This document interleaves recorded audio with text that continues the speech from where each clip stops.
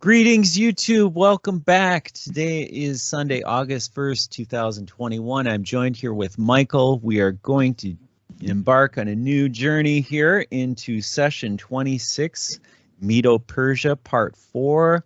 Magi and the Star in the East is the title. Michael, thank you for working on this script and welcome today. Yeah, thank you very much, Brett. Hello, dear listeners. It's a little bit strange that tables are turned. In the old days, Brett was handing over his screen, for example, the code word Babylon, etc. And I was handing over some comments, and he did produce all the videos. Now we have changed. Yeah. Yeah. For the moment.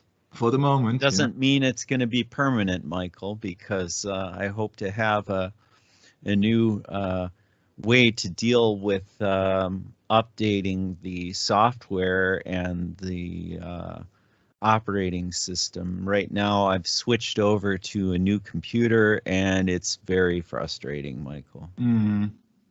I haven't figured it out yet, but I will. It's just a matter of time. But essentially, I like the older system better, you know, I really do. And I still use the older system, but I gave away the computer that I was using for making videos to my brother so he can use it for his profession. And then of course I got a newer computer, and that's where the problem is. So I really want to thank you, Michael, for the help there that you're giving me right now as I'm making the transition. No, I just was reminded that we had for several years now we are doing sessions and gatherings. Yeah, wasn't it 2017 we met on maybe Skype? Maybe it was 2018 in March or so, but it must be at least 2018. Okay, it must be at least 3.5 years now. I thought it was 17 because I remember working on it. I remember I was working on a song and I sent it to you, and you really, really liked it. A big picture song. And I can look it up. I think that was 2017 that I made that song, and then you put we put a video up on YouTube later. But it was the bigger picture instrumental, but I have put it up in January 2019. So I think we met in 2018. Oh, okay, that could be. But that song was done in 17, I think, is when I first made it. And I thought I remember just meeting you, but I could be wrong. But we'll see. We'll see. Anyway, it has been at least a few years. That's true. So time flies, man. Yes. Here we are doing the session number 26 on Medo Persia, part 4. And yesterday, I like surprises, Michael, you know, and I also like to surprise others. And Michael had asked me yesterday what I'm up to, and I'm not telling him, because if I told him, then it wouldn't be a surprise. He knows what I'm up to. But the fact of the matter is, you know, aren't surprises a good thing? Oh, if they are good surprises, then they certainly are. If they're good surprises. So would you like to start, or shall I start? It's up to you. I don't know when you would like to point it out. Yeah, please go ahead, Michael. Okay. So welcome, dear listeners. After this small chat, we are about to have session 26. I have to admit, we haven't done this session a little bit in advance, because yesterday it turned out that both of us were so into biblical study that the two of us had a telephone chat going on for more than an hour. And so we came up. Yeah, and that was on top of a couple hours with Daryl Eberhardt, and then 2 sessions before that on this topic, Michael. So it was a long evening for you and a long afternoon for me, but no problem. I mean, you know, this is what it's all about.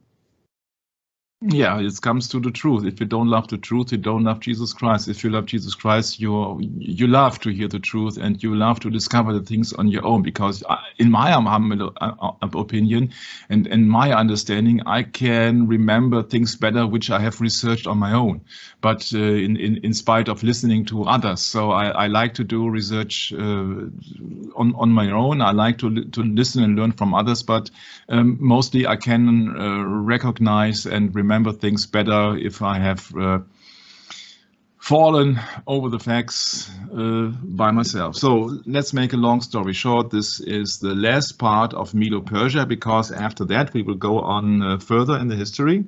And we have so much information left out until now, but I hope that some of the things will turn out to be of importance later. Okay, so Magi and the star in the east. What's it all about? We have also been talking about the subject quite earlier in the last session, and we have also, I think, in session 4, magic and wise men, or wisdom and wise men, we have talked about it. Now here comes the XXL version, or here comes the detail. Whatever. Let's start. James MacArthur again. He said, the highest level of education was really the law of the Magi. And in the last session, we have pointed out, yes, there's somebody who is also into Magi. This is the Nobel Prize winner, W.B. Yeats, a poet at first glance. And this is a little bit of repetition, because I think that some small repetitions really help to settle the facts in your long-time memory. So this is the Nobel Prize winner in literature in 1923. He is William Butler Yeats.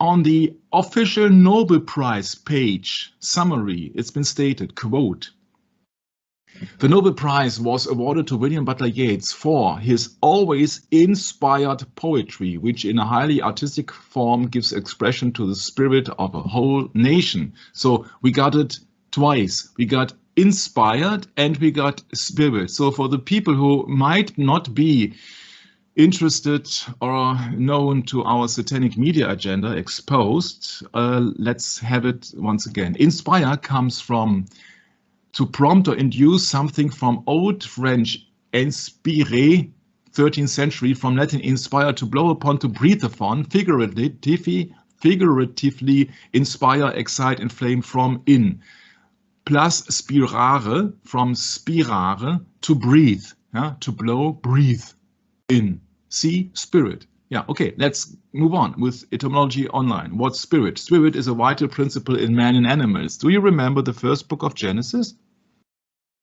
where the animals were created and mankind, well, and at this first, of course, Adam was created. And here is the official explanation of the internet. It says spirit, breath, breath of a god, hence inspiration, breath of life, hence life. Related to spirare, to breathe. Yeah, and that is Genesis 2, verse 7, Brett. Yeah, that's right. And the Lord God formed man out of the dust, and the Lord God formed man of the dust of the ground and breathed into his nostrils the breath of life, and a man became a living soul. Yes. You see, the term breath of life is the same as in the Bible, breath of life. But in worldly terms, they think that, oh yeah, it happens by evolution. And in religious terms, or in biblical terms, we think and we believe in God being the creator of life. But the second explanation of spirit on the official etymology online page means supernatural, immaterial creature, angel, demon, an apparition, invisible corporeal being of an airy nature, demon.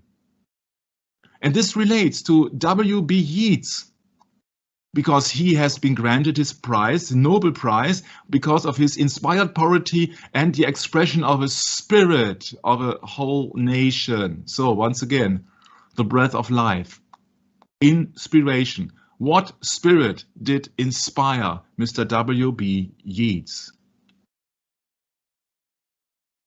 Yeah, these are words related to spirit. Aspire, conspire, esprit, inspiration, ghost, inspire, psyche, etc. spirited, spiritual, spiritualist, etc., etc.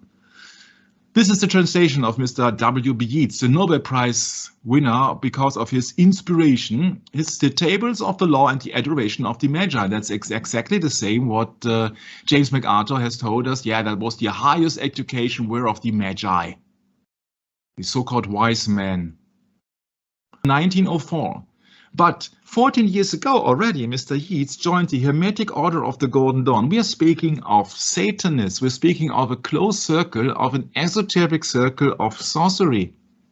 Hermetic Order means Hermetic magic, means Greek, especially Hermes. But we will go into that matter later on when we are coming to Greece. Yeats had a lifelong interest in mysticism, spiritualism. We are talking about spirits here, occultism and astrology.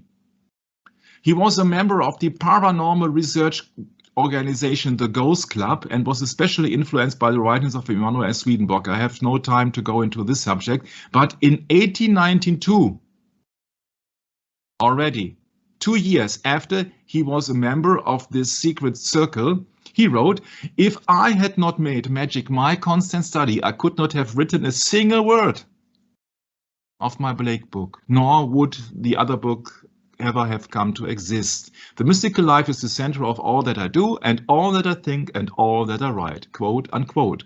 Comes from Richard Elliman, Yeats, The Man in His Mask. He also was inspired by Hinduism, by the Theosophists, etc., etc. Remember, the Nobel Prize in Literature was awarded for his always inspired poetry. He's speaking more than 20 years before his Nobel Prize, or 30 years before his Nobel Prize, he said already that he had made magic his constant study. Magic with a C.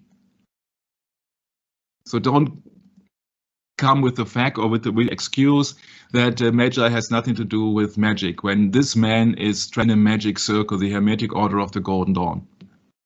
So that's just that. Coming back to the Magi in the Bible. James MacArthur says, God's timing, they means the Magi, knew Messiah would come 69 times 7 after the decree of Artaxerxes, or let's say the 70 weeks of Daniel in Daniel 9, Brett. Yeah, correct.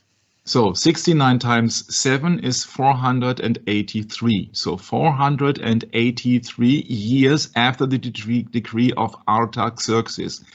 So the year was known. He says his genealogy, he is known, he's a son of David. That's correct. It's absolutely correct. He says originally Magi was the name of a tribe, a very advanced tribe in the ancient world. They were a highly educated tribe. In fact, the law of the Medes and Persians, which was the defining law in the Middle East. The highest level of education was really the law of the Magi. That was that book that Mr. W.B. Yeats was translating. And he was that translating 2 years after he went on to the magic circle of the Hermetic Order of the Golden Dawn. We will very often come back to the Hermetic Order of the Golden Dawn. For several reasons, because it was one of the most influential orders of the 20th century, and for the second reason that I had made some experiences with the Golden Dawn by myself when I was having chats with the people who are actually been a little bit of insiders in that field. So that was my intention, to go into the scripts and especially into the Magi. So let's move on.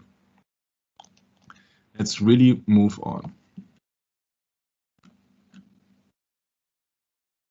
So the Magi are the official kingmakers of the East. Last question, we have confirmed that. Nobody is appointed a king in those Middle East massive empires unless they are affirmed by the Magi. Through the influence of Daniel and Jews who remained and intermarried, we cannot prove that fact. That is a quote of James MacArthur. In the Middle East, they have to come to the belief of the Old Testament, the God of the Old Testament, the promises of the Old Testament, and God's promised king. Speaking of the Messiah.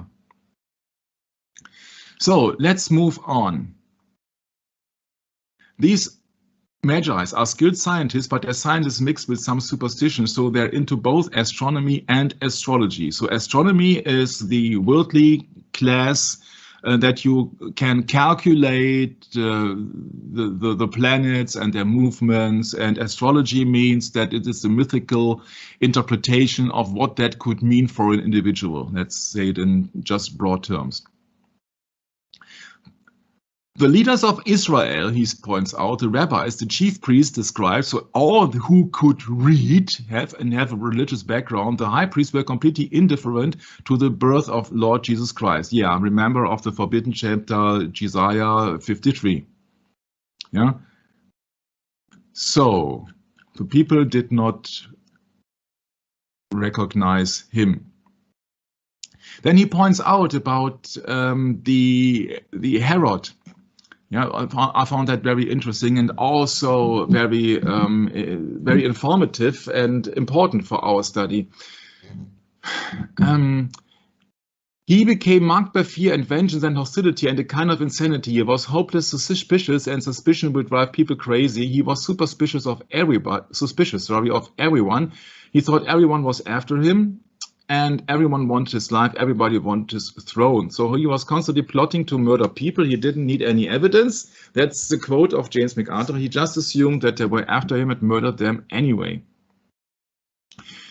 Further on he goes, he had 10 wives. That I tell you how foolish he was. He had 12 children, and most notably wife Marianne, that's her name. Her brother Aristobulus became a high priest, and he thought that Aristobulus, the brother of his wife, posed a threat on him, so he planned to murder him. He murdered him by inviting him to go swimming in the Jordan River and drowning him there. Then Herod provided a huge funeral for Aristobulus and attended the funeral and cried publicly, "Deceitful, power-mad, treacherous." I have looked it up. It has been said here on Wikipedia that Aristobulus IV, which would absolutely agree to the timeline here, 31 to 7 BC, was a prince of Judea from the Herodian dynasty, so where Herod is originated from, and was married to his cousin Berenice, daughter of Costobarus and Salome the first, not the Salome that you would expect from the Bible. He was the son of Herod the Great and his second wife Marianne, the last of the Hasmoneans, and was thus a descendant of the Hasmonean dynasty. Aristobulus was only 3 when his paternal aunt Salome the first contrived to have his mother executed for adultery. Can you imagine what kind of family this is? I think you haven't heard that you have heard that for the first time, Brad. Yeah. Yeah. So we're speaking about Herod the Great. Yeah. Yeah. So he's a treacher, and he's. No, Michael, it makes sense if you put it into context. Yeah. Yeah. Yeah. It makes sense when you put it into context of what Herod did when Jesus came. I know that will be soon handled. That's right. So, yeah, that does. It's very troubling, but hey, this is what power does to people, doesn't it? It's corrupt. Very corrupt. Corrupting the heart of people. Tyranny. And you see jealousy, all the negative characterizations of people. Anger. You bet. Rumors. That's right. Yeah. And nothing to do with disloyalty. Yeah. Yeah. Okay, so let's move on. The ailing Herod has Aristobulus and Alexander strangled on charges of treason in 7 before Christ and raised Antipater to the rank of his co-regent and heir apparent. Herod, however, retained affection for Aristobulus' children, 3 of whom, Agrippa I, Herod, and Herodias, lived to play important roles in the next generation of Jewish rulers. Yeah, very important roles, I would say. A 4th, Aristobulus' eldest daughter Marianne was the wife of Antipater II at the time of his execution, and thereafter may have been the wife of Ethnarch Herod Archelaus. He had his wife killed in a phony trumped-up adultery charge. He then executed her mother Alexandria. He then murdered his 2 sons, the 2 that he thought could most threaten his throne. We're speaking of Herod the Great at the moment. The very one who was being informed by the Magi. That's right. His lust for power and suspicion and insane eagerness to avenge himself enslaved him so that 5 days before his death he ordered his son's execution, and even a third son was killed, cruel, bloodthirsty, panically terrified. I think that's enough to understand the nature of Herod the Great. Huh? True. I think we do not have to go in more details now. Okay. So then we go directly, I think, to the Bible, because we would like to verify it by the Bible. Yeah. Later on, Herod was unwitting instrument of the killing of Messiah, diabolically cunning on Satan's part through Herod. That's, of course, that's always the same, because John 8:44, ye of the Father, which is the devil. Yeah, that's right. Yeah. Okay. So then let's go to the birth of Jesus Christ, finally, with the image. Oh, images. People who are supposed to learn religion, to lay people, come up with that picture. 3 kings with Herod. You see, this is all, yeah, what would you say? Fake news? The Bible does not speak of 3 kings, and the Bible does not speak about that following a star that led him to Bethlehem. We will soon find out that so much disinformation. Oh, wait, it's Roman Catholicism that says that, Michael. Yeah, but that's images also and idols, huh? Images and idols, yes, but they don't preach images and interesting a checkered board, something. No, they checkered don't flag. preach images and idols. Of course not. They've eliminated that. Yeah. That's not a part of the Catholic teaching. No. So then move on. Let's move on. It's about this session about Magi and his star. His means Jesus Christ. Oh, the Star of Anu. What do we see here? Yeah. We see the mystery. We see here a little infant, a child in a shed or something like that. Yeah, it's the mystery religion is what I wanted to say. Yeah. Yeah. So-called Christianity. Yeah. People are worshiping him, and we see 3 men with don't know, bottles gold, or something. frankincense, and myrrh. That's why they have. Sorry. That is your This is your interpretation. Yeah, when you go when you see it, please, but from an average perspective, if you would not anything know of the Bible, yeah, you would see it. Okay, that's it's bright night and the light is shining. How could that be? James MacArthur would tell you that's Shekinah glory from the Hebrew Bible. But let's go back to the facts. The fact is that Jesus was born in a, what do you call it in America, stable? Yeah, or a manger. Okay, so a manger. So, and there are 3 men coming from the right. So from the bread, huh? Which direction? From the east. So there are 3 men coming from the east with their camel. And from the left side, people are coming. Maybe one shepherd, because he has a stick which looks like a shepherd's stick, and some sheeps, and everything is fine, and they bow down. Okay, so that's what I see. There are so many errors in that, and we will try to solve all the errors today, Brett and me. Yeah. James MacArthur was absolutely right when he said, yeah, I told you last week there weren't kings, there weren't 3 of them. They didn't have camels and they didn't go to the manger. So if you would like to have a picture and an illustration in the newspaper, so that's before and after, yeah, you would have to indicate here, oh, there's an error, there's an error, there's an error, and there's an error. But if you would show somebody that picture, he would find no error because he's not educated in the Bible. That's a problem. So then finally, we move on. We really move on. He said God used dreams in those days for means of his revelation to do his will. I'm not totally agreeing. I think that God uses dreams not only in those days, because he used it also in Daniel, etc. So now we are coming to the Bible. Finally, King James Bible 1611, the original version, the Old English version, the visit of the wise man, been translated with the Magi, M-A-G-I. The first hint, I would say, is Proverbs 9:10. Brad.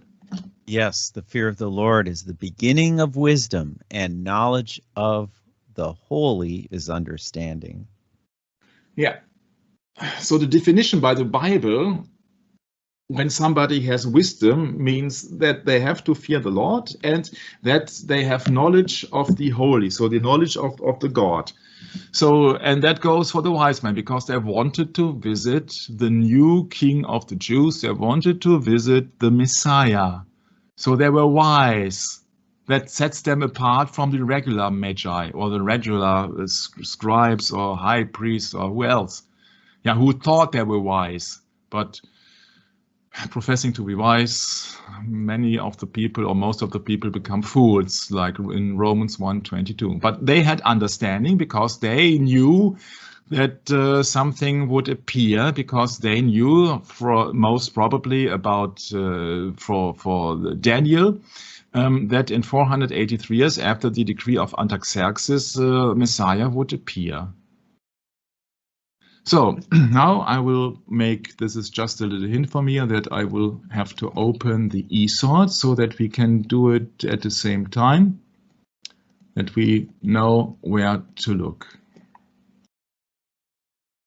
So this script now uses in yellow highlighted the original King James Bible 1611, and we will go to Matthew chapter 2 for the first, I think, 16 verses, verse by verse, and then try to figure it out, what is really meant, and why are the Magi the wise men, and what is about the star in the east, because this is science the new religion? Science is religion. All religious leaders, they taught science, and the Magi were scientists, oriental scientists. In the Bible, it is explicitly mentioned in the visit of the wise men.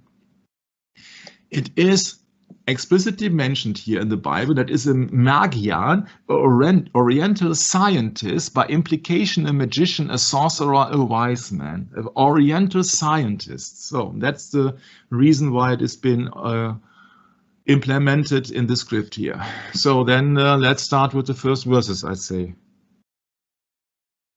All right, so Matthew 2 verse 1 reads, "Now when Jesus was born in Bethlehem of Judea, in the days of Herod the king, behold, there came wise men from the east to Jerusalem, saying, Where is he that is born King of the Jews? For we have seen his star in the east, and are come to worship him." Mm-hmm. Okay, so what kind of information do we get from Matthew? We get information that Jesus was born in Bethlehem in the days of Herod the king, the murderer we spoke about 3-4 minutes ago.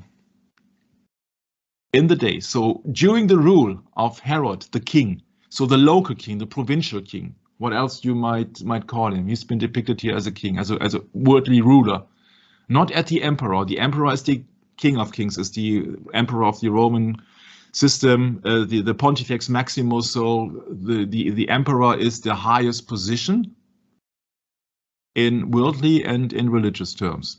So behold, since Julius Caesar, I think 48 before Christ. So it at that time, when he was born, almost 50 years, the Roman emperors bear the title Pontifex Maximus.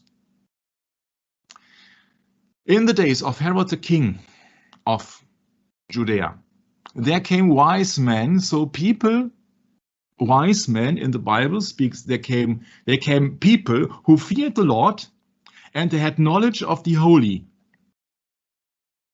From the east. From the east. We're not speaking of from Persia, from Babylon, from everything else. They speak just from the east to Jerusalem, saying, Where is he that is born King of the Jews? So he was not crowned, he was already born. So with his birth, he is automatically, instantly King of the Jews. For we have seen his star in the east, and are come to worship him. Remember, the first definition of wisdom means the fear of the Lord. And Jesus Christ is God in the flesh, so the baby Jesus is Lord. Huh? So these men came to worship him. They came down to bow his knee, or sorry, to bow their knee.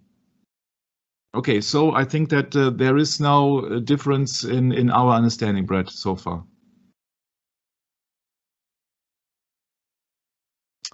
Okay, so what's next, Michael? What's next? People would refer now to, okay, where did they actually come from? It had not been told, it's just been told from the East. And for a specific reason, you can interfere every time, Brett. And and they said, so these wise men said, where is he that is born? That is born king. He is a born king by authority, by his family ancestors. Remember that he was in the line of David, yeah, in the line of the kings. Yeah, and also we should remember that the Jews were forbidden to read the book of Daniel, except for the ones that broke away from the traditions and took it upon themselves to be cursed by their law.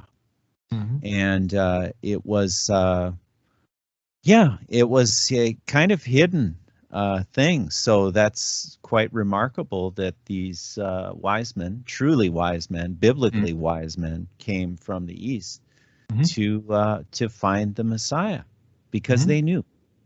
Very few people knew. So 3 wise men. I was just trying to tell you, Michael, it's my gut feeling that Roman Catholicism needed 3 people because you have gifts of gold, frankincense, and myrrh. So they use images and idols to depict the whole story, because that way they can coax you into their little scheme. Yeah, and the Trinity. That's all. Yeah. That's it. Also, the very big point here is we have seen his star, not a star, but his star in the East. So not a star which was been recognized for hundreds of years. His star. Explicitly his star, not a star, his star. Absolute importance. In the East. His star in the East. And I come to worship him. His star, not a star for everybody, or a regular star, which nowadays could be seen in a different position or so. No. His star. It belongs to him. Speaking of the King of the Jews, speaking of Jesus Christ, speaking of the Messiah, the Anointed One. We have seen his star in the East. And I said that, oh, that's interesting. His star in the East. Could that have another meaning? Well, how come Herod didn't see the star in the East, huh? Yeah, that's an absolute good question, because we read. How come? I think you're going to come to that, aren't you, later, Michael? Yeah, sure. But you see that that's a very prolific point. Must there be not a gathering like a live concert? Yeah, if so many people had seen his star in the East and said that, whoa, there must be something. If it was, Michael, if it was a true star, like a normal star, then everyone, the whole world, could see it. It wouldn't be hidden, would it? Would it be hidden? I don't know. For the people who are supposed to know. Wise man, remember, an Oriental scientist, not a regular guy, not a fan, not what else? Not a slave, but a Magi. It's not specifically that they are a sorcerer. It is not specifically that they are a magician, nor is it specifically that they are a wise man. It could be any one of them.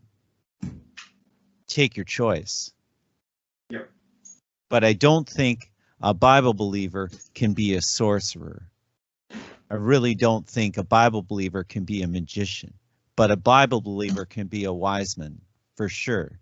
We know that magos means somebody of the tribe. And there were used to be preachers. But you can also be a member of a tribe or also of a pagan tribe and then come to the belief of Jesus Christ, which would set you to be still a magos, a member of the tribe, but to be a wise man, because you go down and you don't make sacrificial things, offerings on a fire altar like the Zoroastrian priests. Mm-hmm. Because if you would be a Zoroastrian priest, Brad, you would not go to worship Jesus Christ. Of course not. That would be an insult to an esotericist. And that's why the Bible, the King James Bible, translates it with wise men and not with magicians or sorcerers. You see, these are the little details, I think, that you see everywhere. And then people say that, oh, why did I use that translation? Yeah, because they came to worship him. Well, Michael, doesn't it all come back to selfishness? Yeah, not in that case of these wise men, where no. But in the case of Herod, in the case of the so-called Magi, wanting to be wise, they became fools. Yeah, what I have experienced is that if you read superficial the Bible, you get so much. You ought to know. You think you know so much things, but it's really very hard to concentrate sometimes on the amount of details and the amount of information. I would not say between the lines, but what each expression actually means. Yeah, and so we have to be very careful to go through that. You cannot do it in 15 minutes. These were the wise men because they bowed down. We know that from Proverbs. And we know that they wanted to worship him. We are come to worship him. To worship. Okay, so my point is, that's exactly what Brett said. If everybody from that's just a minor website for entertainment, no? So to dump you down, how it works. Yeah, that everybody could see that star, because that star was no actual star, but it was just a conjunction of Jupiter and Saturn. And they stood in line, and specifically at the beginning of the winter solstice or Saturnalia. No. Yeah. Oh, great! That's great. Just wonderful. Great, huh? Great, yeah. But Such this is a great explanation. You don't know where to expose all the lies, according to Ephesians 5:11. You don't know where to start, Gerald. We don't know where to start. First of all, Jesus was not born in December. No. Yeah, there are numerous accounts of Elizabeth and of the flocks, and for his half the 70th week, etc., etc., etc. So that could not be a masking of a planet. That's not a star. A planet also is not a star. A planet is a wandering star, etc., etc. So you see that this is just for the lay people, or this is just for the superficial people. This is just, it sounds so nice. Oh, what's a great computer graphic? Yeah, this is all BS. BS. Yeah, this is all BS. And it goes furthermore. You see that, can you recall the group of Boney M? Can you recall Harry Belafonte? They had a song called Mary's Boy Child. Mary's boy child, Jesus Christ, was born on Christmas Day. Lie, lie, lie, lie, lie, lie, lie. They see a bright, new, shining star. It's a lie. No. Also, the shepherds did not see a bright, new, shining star, because the shepherds saw an angel in Luke. It's not in Matthew, but it is in Luke. But I cannot do this also, because that we would talk 4 hours about that chapter then. But just to let you know, this is all deception. It sells millions of times. Jesus Christ was born on Christmas Day. And bang, you got propaganda in your head. You got the indoctrination in your head. La da da da. Oh, seems so nice. Yeah, I like to have a chocolate mommy. Yeah, but that's how the satanic media works. Deception, deception, deception. Well, it's even more subtle than that, Michael, because it's in I believe, in Colossians chapter 2, verse 8. Beware lest any man spoil you. Spoil you with his philosophy, yeah. Mm-hmm. Yeah, and what else? I mean, it's just, there's just so many things. These are rudiments of the world, aren't they? Yeah. Aren't they just the most elementary teachings that are corrupt? And you get older, you can dispel them. It's not that hard, really. But if you stay in that system, then, oh, how dare you question my tradition? You're a heretic. Yeah, you see, the golden halo crowned him. Yeah, you look up for halo in the Bible. You won't find the golden halo for Jesus Christ. Yeah, it's all BS. As I said, that I just stopped indicating all the things. Yeah, these songs, they're full of it, just full of it. Yeah. So let's do it. Let's do it piece by piece, and I cannot guarantee that I did everything absolutely correctly here, because it's so much information for just one session. It is unbelievable. So what we know is that only these Magi came to worship Jesus Christ. They were able to see the star. Okay. I think we will soon solve the riddle, because the star of the east will approach once more in that verse. But let's maybe move on to verse 3 to 5, Brett. Okay, verse 3 reads, when Herod the king had heard these things, he was troubled, and Jerusalem with him. And when he had gathered all the chief priests and scribes of the people together, he demanded of them where Christ should be born. And they said unto him, in Bethlehem of Judea, for thus it is written by the prophet. Right. So that Herod was troubled is, I think, very, very mildly expressed here. I think he was furious. Remember that he's a murderer. And there comes somebody who says that, oh, we have come to worship the King of the Jews. Yeah, okay, so let's get serious.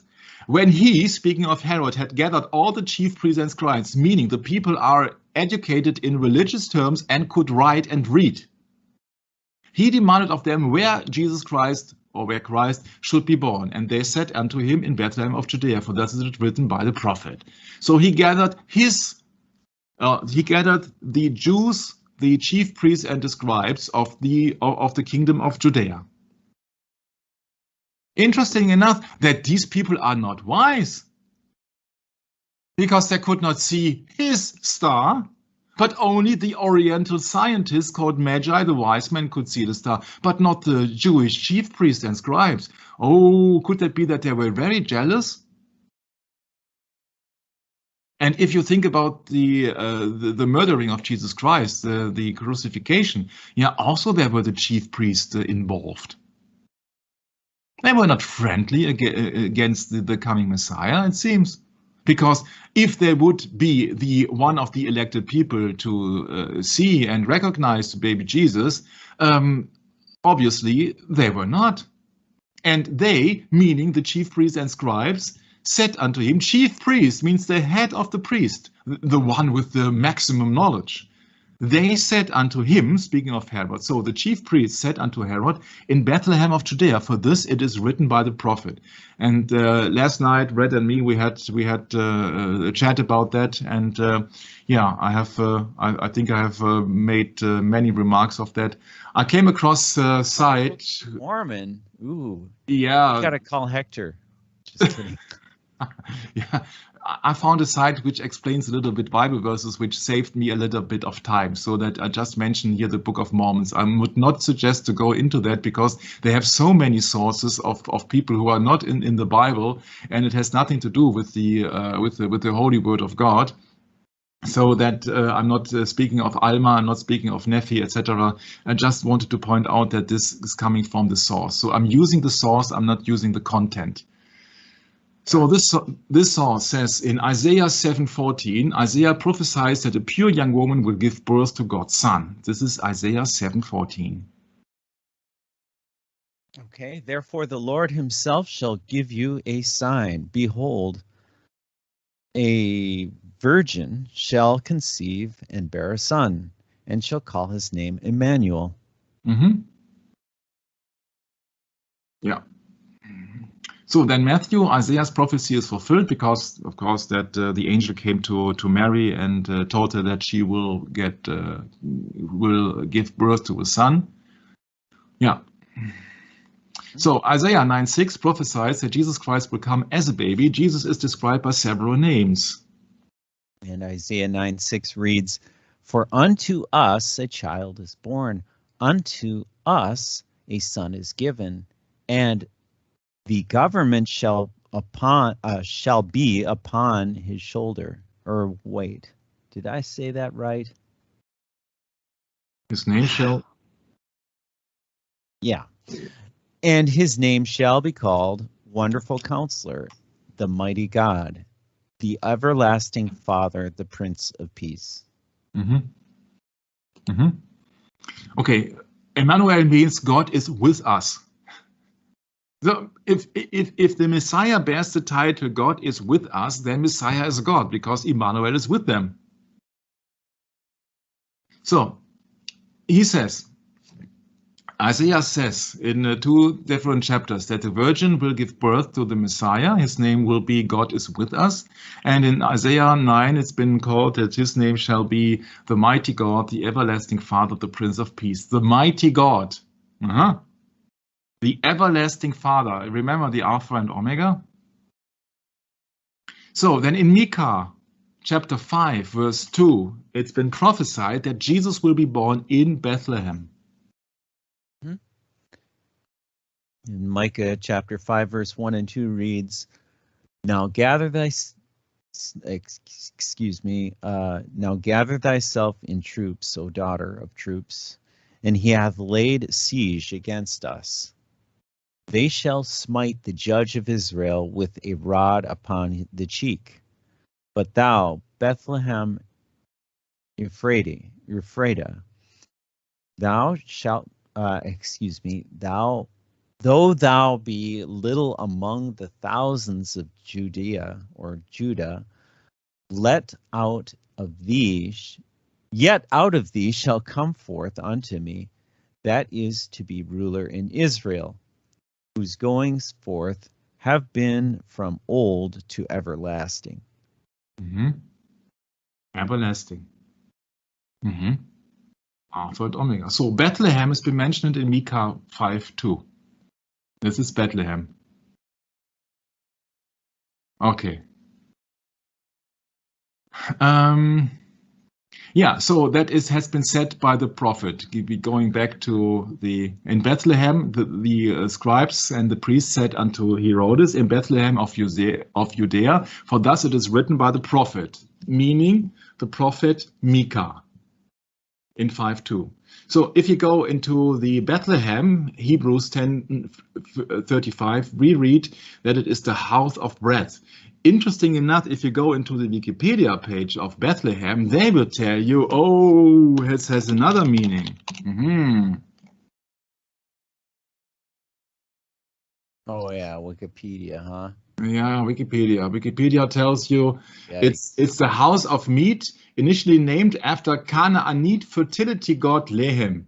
Oh boy, here we go. Now, can you imagine that God would choose, or David would choose his city? It's the city of David, actually, also. A city which was been named after a Canaanite fertility god? I cannot imagine that. Cannot imagine. So in Matthew 2, where we are at the moment, Matthew 2, the scribes knew and talked to Herod the Great that Bethlehem was the prophesied birthplace of the Messiah. Yeah. So and several other chapters. That's of course these are the Mormons' writings. In Luke in Luke also a virgin is depicted. In Luke Jesus is born, and in Matthew a new star appeared in Israel. So.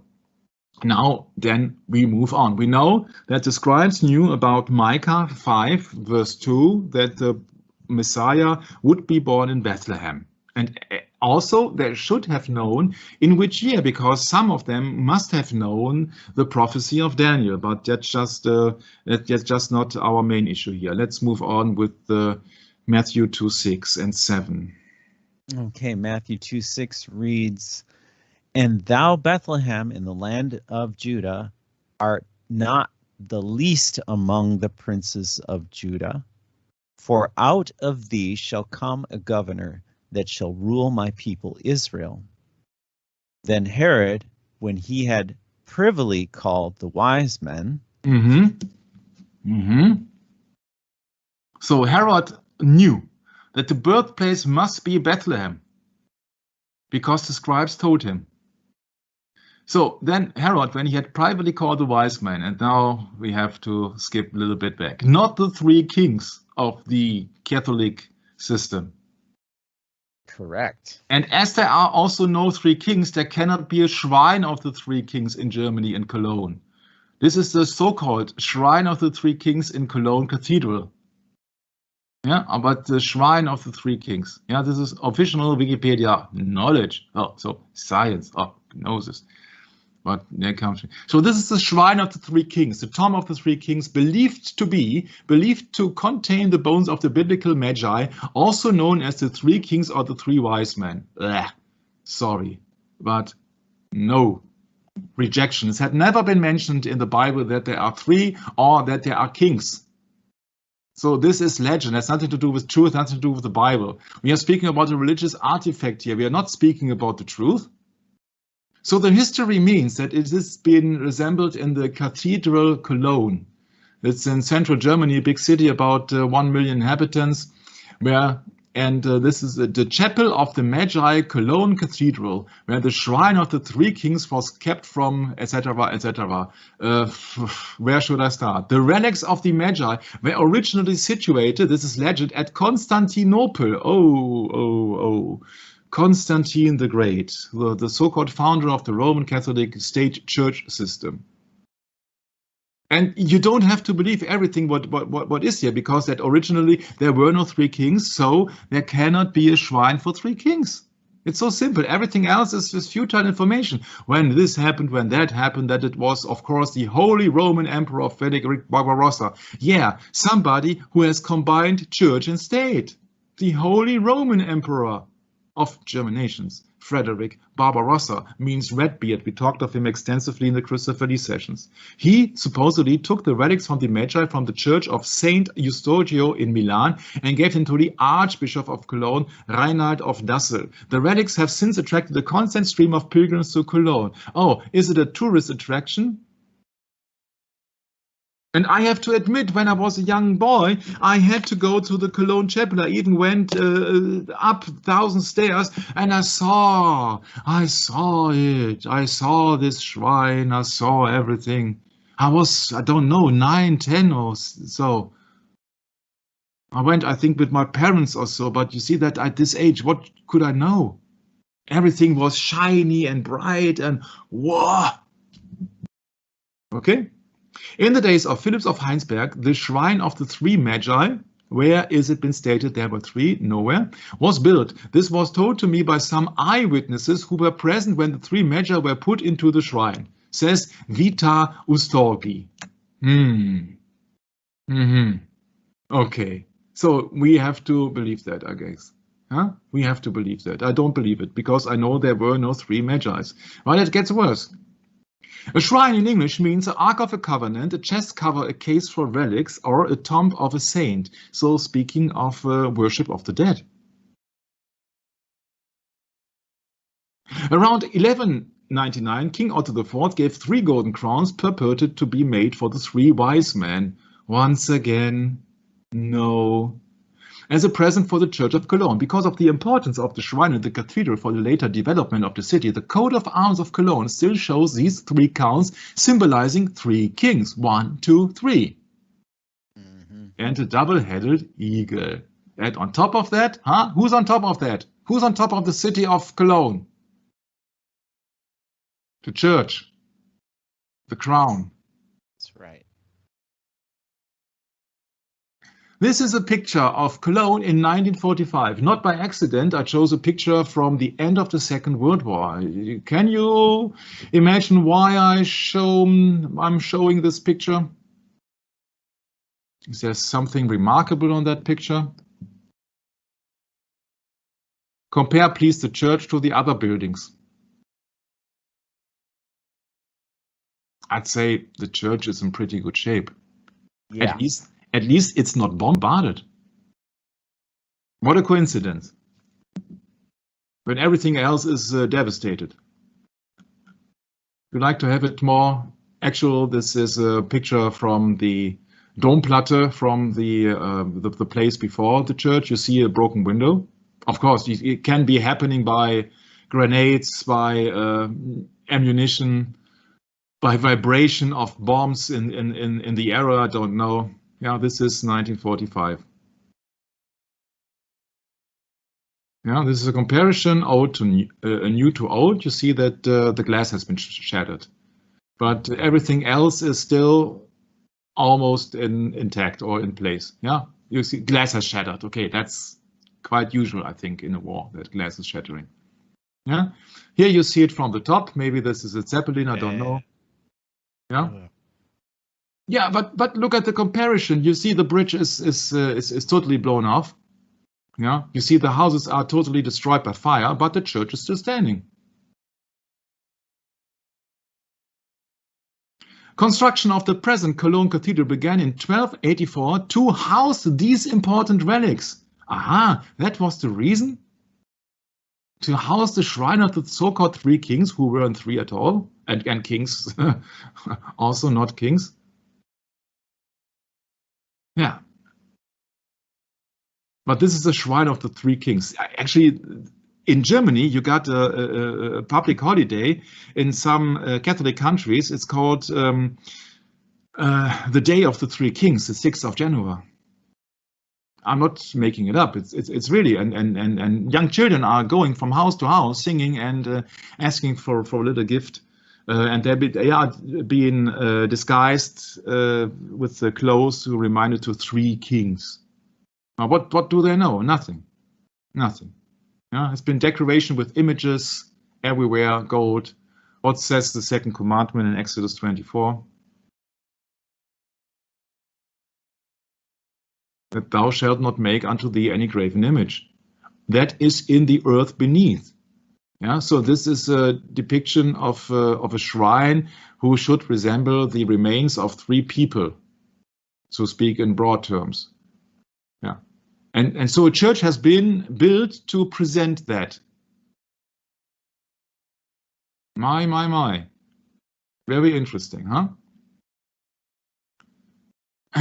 So, but the reference for the shrine of the three kings and the star, is, for example, archive.archaeology.org, Three Kings. The elaborate story that we found today can be found in the Historia Trium Regum, the history of the three kings, which is attributed to the 14th century cleric John of Hildesheim. Hello. So, 14 centuries later, a certain cleric, John of Hildesheim, writes his legend. We are told, not proof, we are told that the three wise men were named Melchior, Balthasar, and Gaspar, the three kings of India, Chaldea, and Persia. Where do we find that in Matthew 2? Nowhere. We are not finding the number, the amount of people. We do not find that they are kings. We do not find their names, and we do not find where they originated from. So which country? So this is legend. This is mixing up the holy with the profane. History trium regentum. Yeah. So a special history of only the three kings, attributed to the 14th century cleric John of Hildesheim. Wow, that's a source, I'd say. Yeah, John of Hildesheim is rather brief about the wise man's later career. Yeah, I'd say. So let's stop it here at this moment for the so-called three kings, because we know that it's legend, has nothing to do with the truth, has especially not anything to do with the Gospel of Matthew. So the next question appears: what can science tell us? Science tell us about the Star of Bethlehem. We know these men came from the east, right? So Miss Carol Davenport is a director at Think Physics, a faculty of engineering and environment at the Northumbria University. Yeah, and it's coming from a website called The Conversation. And once again, you see, the Northumbria University, Newcastle, provides funding as a member of the Conversation UK. So how in, you know my concern? Yeah. Yeah. And the Conversation receives funding from this organization in return, of course. So how independent is the source? How independent is the source? Yeah, the Christmas story, when it starts like this, I don't have to read any further. The Christmas story. Yeah. People looked at the night sky. The Babylonians had star calendars as early as 1300 BC. I'd say that the former Babylonians had star calendars who were as early as 3000 BC. But yeah. And in the same article, I found that very hilarious, says disinformation is dangerous. Yeah, that's right. Yeah? The Christmas story, and later on, disinformation is dangerous. It's really there. We can go to that page. I can show you. It's really there. I had a hard time believing that somebody could do this. So what can science tell us about the Star of Bethlehem?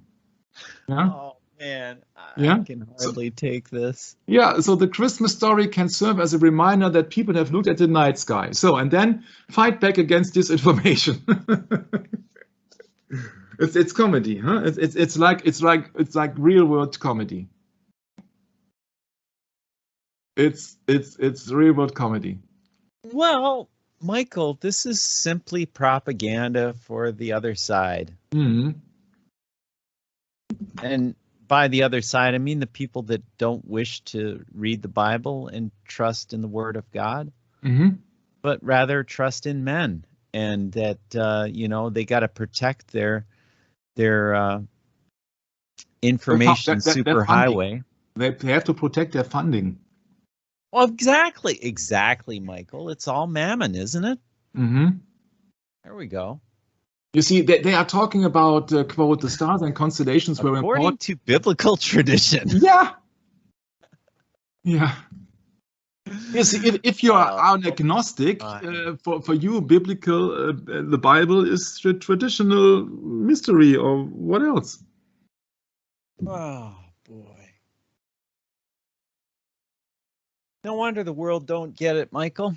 Mm-hmm. Oh, it will get worse. Just wait and see. But it will also get interesting to look at from different perspective, yeah? So that they think, once again, what can science tell us about the Star of Bethlehem? So what science are they talking about? They're talking about worldly science, yeah? Because when she talks as a director of the Northumbria University in Newcastle, as she speaks about the Christmas story and the biblical tradition, you can guess for yourself what kind of science she's about. Mm-hmm. That's right. I'd say it starts with a G. Exactly. Okay. Yeah. So then let's move on. Just like the G you see under the compass, right? Yeah. Yeah. Same one. Yeah, and so she draws out for another time, as we have seen from the newspaper, The Sun, the great conjunction from Kepler's book De Stella Nova, when the Earth, Sun, Jupiter, and Saturn are in a certain alignment, then a triple conjunction occurs. Looks vaguely familiar, Michael. It's very interesting you put this picture up here, the great conjunction of Kepler's book. Mm-hmm. Very interesting you put that up, because that looks almost similar to a icon that is in that temple in Washington, D.C. Mm-hmm. This Masonic temple, very, very fancy, expensive place where, of all people, Albert Pike is buried, or has his shrine, if you want to call it that. Mm-hmm. Incredible, man. Yeah, but you see that she says here one such triple conjunction occurred in 7 before Christ, and Johannes Kepler in 1606 suggested that this was a possible explanation for the star. That tells a lot about the belief system of Johannes Kepler. Mm-hmm. Oh, and we will go into Johannes Kepler. Oh, so intense. Soon. Soon, I mean about, I think, in 60 sessions. Okay, so the planets were very close together, so it's unlikely that they would have looked like a single star. That I would back up this, yeah. So she's trying to figure it out by astronomy. But if so, she has no biblical knowledge. And on the other hand, if so, many people should have seen that star or that constellation. You don't tell me that there were only a few of Oriental scientists who could see that star or could do the mathematical calculations or what? That's is very unlikely. Or the star only appeared in the east, but that would have been a different meaning. I don't know if you get me already. You see that what does it mean when a star appears in the east? Does it mean that everybody sees the star who appears in the east, or does it mean that only those who are in the east see the appearing star? So we can take for granted that this is not a reliable source. Yeah. Although it has been said on this website that science is the best tool we have to understand the world, and there you found me crawling under my chair and laughing. Science is the best tool. I'd say the Bible is the best tool to understand the world. Science, it's such a general, broad term, will tell us nothing because there is many contradiction in science. People always think that, oh, science is proven, science is this, science is that, and this is proven. No, there is many arguing on both sides of science. There is not one science. Yeah. So, and people, I don't go into the into every comment here, but people are not in the belief. You see, the evangelist Matthew made up the story about the star, yeah, blah blah blah, and the Magi were astrologers of the Zoroastrian religion. Yeah, but if they would be members of that religion, why would they come to worship him? You see that? Yeah, we have to be very careful. Yeah. Oh, there's a carpenter everywhere. So, yeah, they came to pay homage. Apparently, in the language used at that time, the word used for carpenter also means noble. Oh, okay. We have to look it up, Brad. This is very important. Okay. So, you see, all these people who are reading that newspaper or that website had nothing to do with the Bible. You know, one is just saying that obvious that these books are not meant to be read literally. Moreover, it is also obvious that the Christ story is a pastiche of similar death and resurrection myths, cynic philosophy, and Jewish apocalyptic literature. Yeah, like a birth of Krishna and blah blah blah. Yeah, so we cannot have anything. But who is the conversation website? It's a website, an independent source of news and views, sourced from the academic and research community and delivered directly to the public. Oh, isn't that academic and research community the same as the high priests and scribes of the old days? Yeah, the independent, yeah, like that says, yeah, the independent, the independent thanks their founders. So independent. So another question. Yeah. Another question. Now we got David Weintraub, a professor of astronomy from the Vanderbilt University. He makes a disclosure statement, and he says, or the article says, on the December the 23rd, 2014, can astronomy explain the biblical Star of Bethlehem? This is really interesting. Look out. Mr. Weintraub does not work for, consult, own shares in, and receive funding from any company or organization that would benefit from this article and has disclosed no relevant affiliations beyond the academic appointment. So partners, Vanderbilt University. Vanderbilt University provides funding as a funding partner of the Conversation US, and the Conversation UK receives funding from these organizations. It's great. But they are totally independent, except the funding. Okay, but Mr. Weintraub, he's a professor of astronomy. It will be very interesting to listen to him, I guess. So, what can astronomy explain the biblical Star of Bethlehem? Bright stars top around Christmas trees and Christmas homes around the world. No. Oh. You see, for the first sentence, we know that he's not a Christian. Huh? There are no Christmas trees, and there are no Christian homes where Christmas trees are being set up.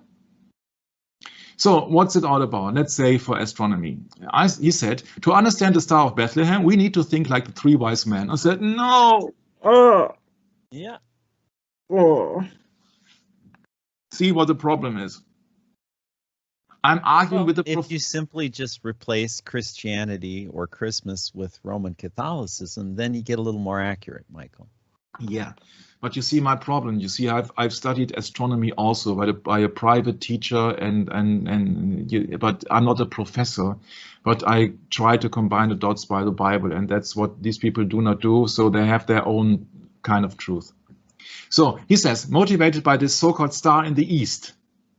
Not the Star of Bethlehem, the star in the east. They first traveled to Jerusalem and told King Herod the prophecy that a new ruler of the people of Israel would be born. Yeah, that's correct, because if they would know already where he was born, then they would not have gotten to King Herod. So they could not know all of the Bible. They could not know of the prophet Micah. The prophet Micah, we remember, was the source where the scribes of Herod would know the location of birth. So when was the prophet Micah? When did he live? I would like to find it out here live. So he was a prophet in Judaism and is author of the book of Micah. Micah 5:2 is interpreted by Christians as a prophecy that Bethlehem, a small village, would be the birthplace of Messiah. Oh, great, the halo here. Okay, he was active in Judah before the fall of Israel in 722 BC and experienced the devastation brought by Sennacherib's invasion of Judah. He prophesied approximately this and this. He was from Moorstede, he was more God in the small town and so on. He prophesied during the reign of this. Could it be that he was not among the captives going into Babylonian captivity, Brett?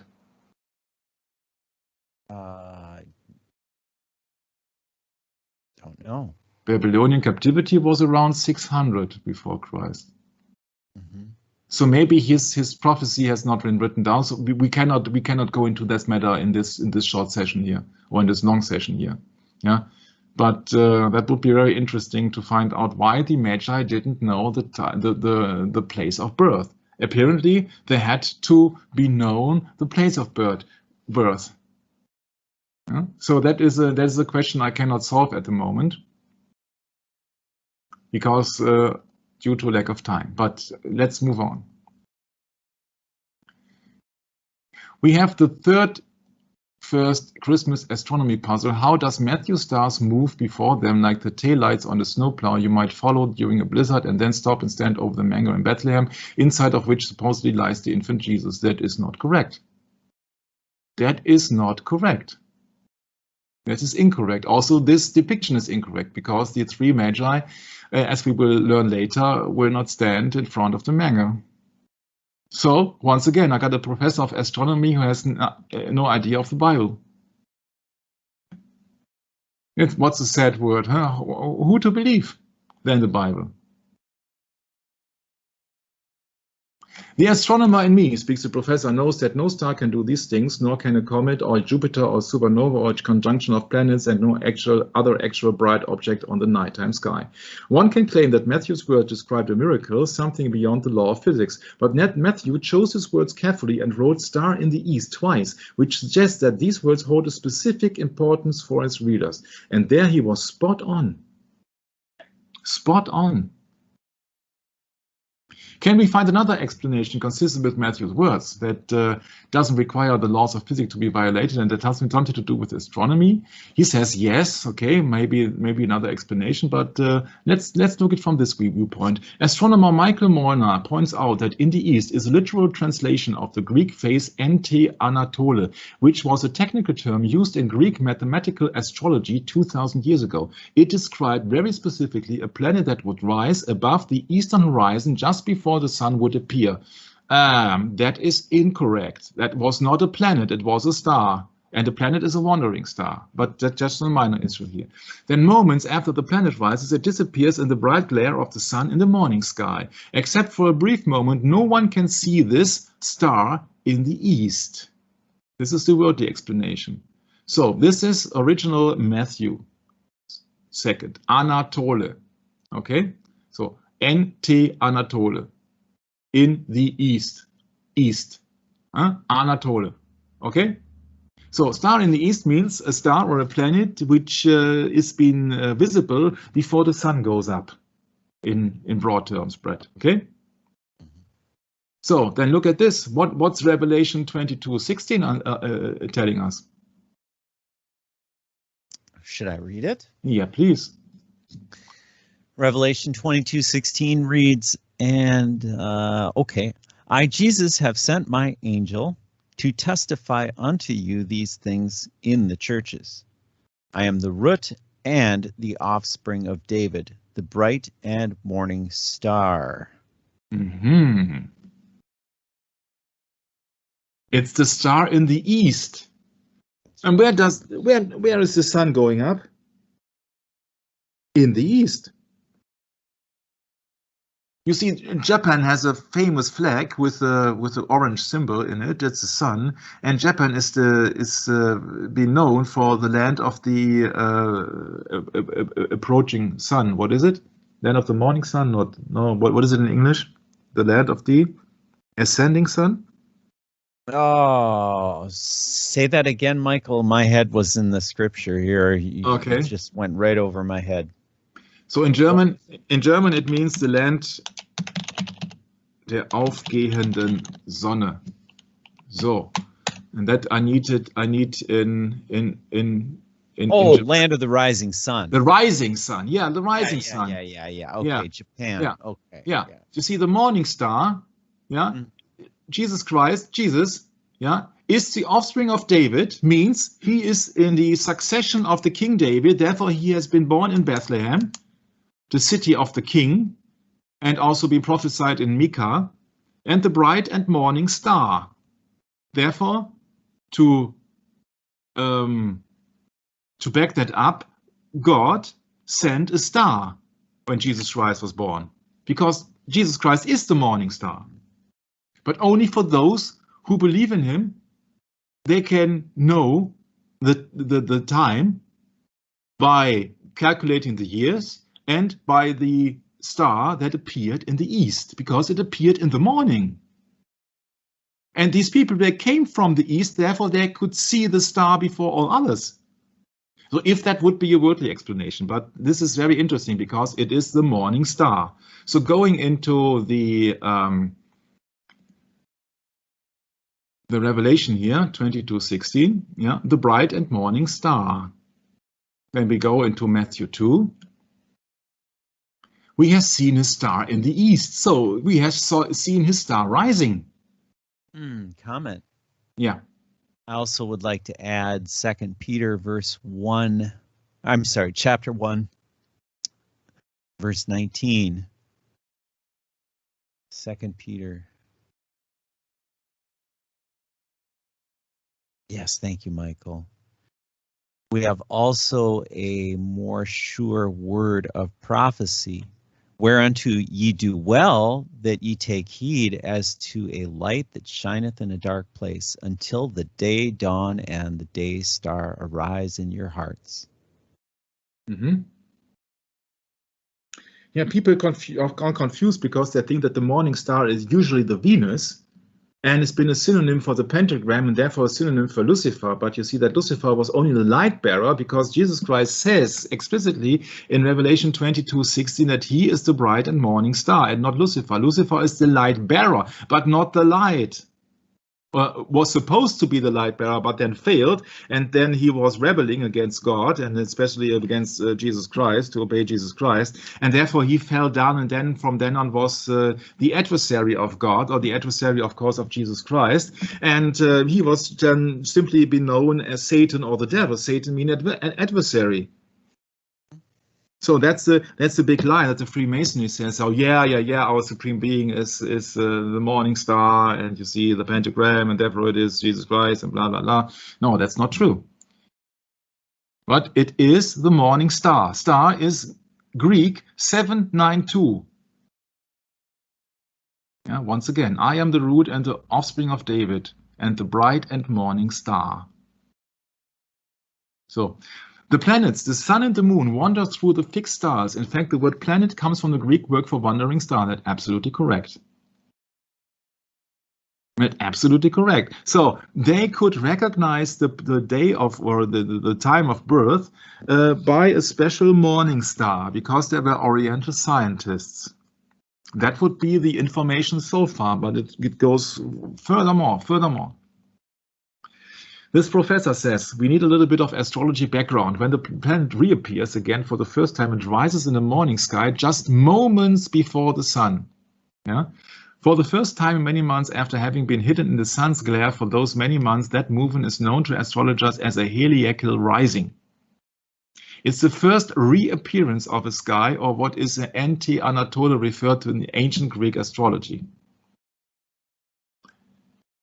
The New Testament was written in Greek, but I don't know if the Magi could speak Greek. But where should they know what that meaning that has if they would not have a biblical understanding, Brett? So these people could not be only astrologers or astronomers or mathematicians or what else, or scientists in general.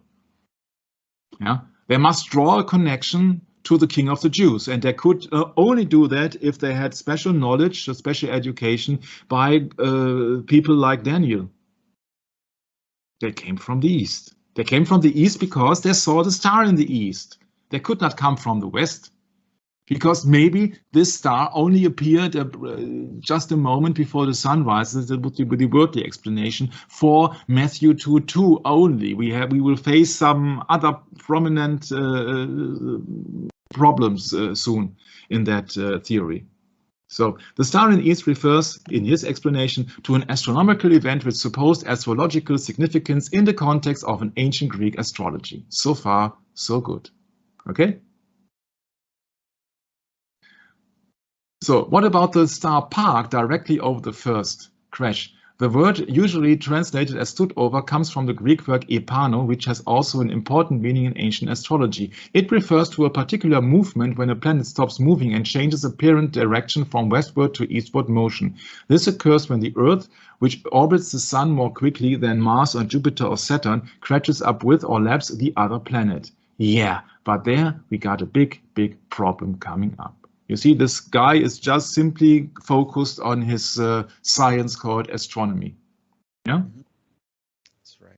He said that these Magi most likely had been watching the heavens for years, waiting for alignments that would foretell the birth of this king. Sorry, if they are just scientists, they could not foretell the birth of a king. They had to have religious knowledge, as I pointed out. Right, Michael. There we go. Yeah? Otherwise, they would not be right. Right there, you nailed it, Michael. Mm-hmm. They had to have religious knowledge. Yeah. And where did they get that knowledge? Where did they get that knowledge? Yeah. Obviously, from the scripture and its correct interpretation. That's the only way they could have got it. Anybody who is in the Jewish who is professed in the Bible. Yeah. Yeah. This is Giotto Schrobeck's adoration of the Magi depicted the Star of Bethlehem as a comet. There is so much thought in that. You see that there are no halos in the Bible. In Roman Catholicism, there is there. Yeah. But they're the enlightened ones. What? Sorry. Come again. The enlightened ones. Oh yeah, and the illuminated ones, Michael. Yeah, the illuminated ones, the Illuminati. How could I forget? And these people did not bow down in front of the manga, and this looks like a comet. Yeah, it looks more like a comedy, but that's another thing. The bright star didn't guide them; it only told them when to set out. That's absolutely spot on. That's spot on. Yeah. And they wouldn't have found an infant swaddling in a manger. After all, the baby was already 8 months old by the time. I would like to know where the source of that information is. it is not revealed in the Bible, so so far as I know. That please, if somebody can solve that riddle, because I got not all the time of the word in my hands, then he can write me where it has been stated how old Jesus was when he was been found by these Magi, unknown number. So they decoded the astrological message they believed predicted the birth of the future king. Yeah, they believed. They had to believe. Otherwise, they would not found him, and they did not have a clue what would appear. It could also be a war. What else? Yeah. So what's it when a star appears in the east? Yeah, could mean anything. Why should they go to the west when a star appears in the east? Tell me. What logic is in that? So, and the rest is not that interesting, but it goes on further on now in the Bible with Matthew 2, the last part of verse 7 and verse 8. Please, Brett. Inquired of them diligently what time the star appeared. And he sent them to Bethlehem and said, Go and search diligently for the young child. And when ye have found him, bring me word again, that I might come and worship him also. Now this is Herod, isn't it? This is Herod speaking to the so-called Magi. So he wanted to know what time has the star appeared, because he must have known then, okay, that is a sign in heaven. So that is what depicted here. A star appeared. It is not said that the star appeared in the east. It is, okay, no, the correct interpretation is a star appeared in the east. It did not say in the Bible that the star appeared in the sky, but a star appeared in the east. Usually you would say, okay, our stars are fixed on the horizon. It's fixed on the firmament. Right. But we do not know. And Herod now wanted to know what time did the star appear, so that he knows more or less when the Messiah was born. He needed that information. And he sent them to Bethlehem and said, he sent them to Bethlehem. So he didn't know when, but where.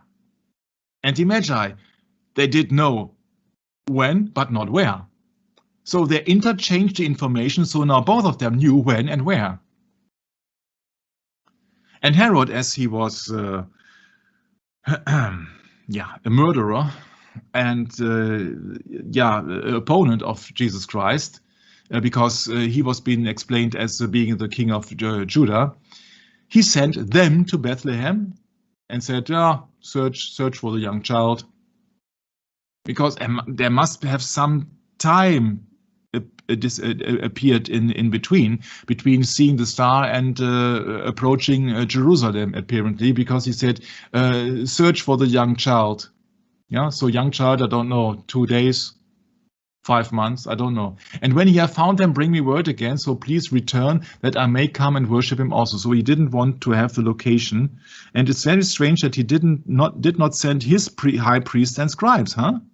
If there is if there are Magi from the east who said, we have seen a star appear in the east, why did Herod not order their Jewish high priest and scribes to look for them? Very strange, huh? What's your, do you have any opinion about that, Brett? Well, it's hard to know because there's not enough information, and you know. Yeah, sure. I would say, we just simply have to go with our gut. And Herod, all he cares about is his power and his maintaining his kingdom over the Jews. So, being the chief Jew, I guess, was very concerned about these foreigners coming on his soil saying, we wish to worship the King of the Jews. Well, I'm the King of the Jews. I think worship me, he would say in his mind, wouldn't he? Yeah, because he was depicted as a king in the first. They should be bowing down and worshiping me, and they're going to what's this?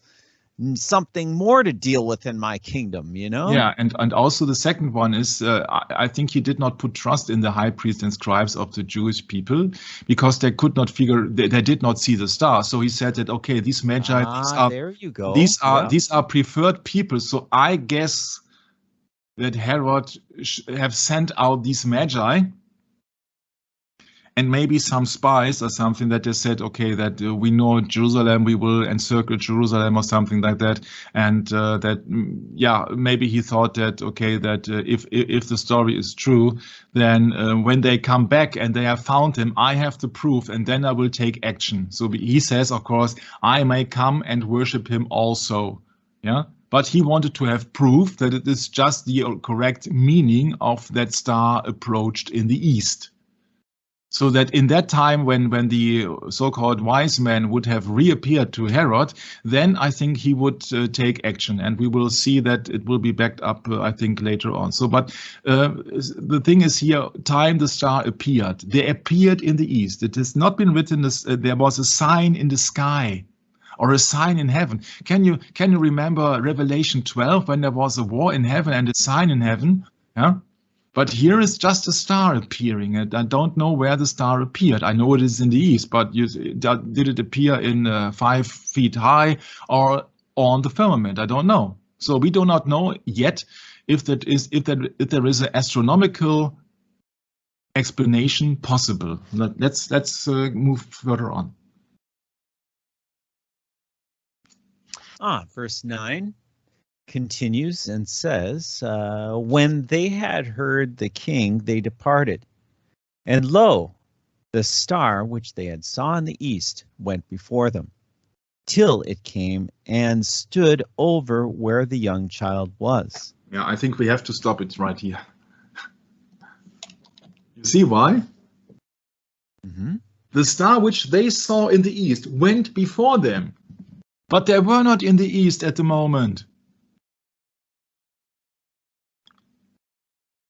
First of all, they said that a star has appeared. But now they say the star which they saw in the east, so the identical star they saw in the east went before them. So he was moving. He went before them, but he has movement now. He could not move. The star could not move from the east to Jerusalem. Or to Bethlehem, as many it legends went before them till it came and stood over where the young child was. If that isn't a miracle, I don't know what is. I don't know what is. So, and there the theory of the astronomical professor crumbles into pieces. There you go. Because the star which they saw in the east went before them, which means it changes direction. Went before them till it came and stood over, which means it moved. It went and then it stood.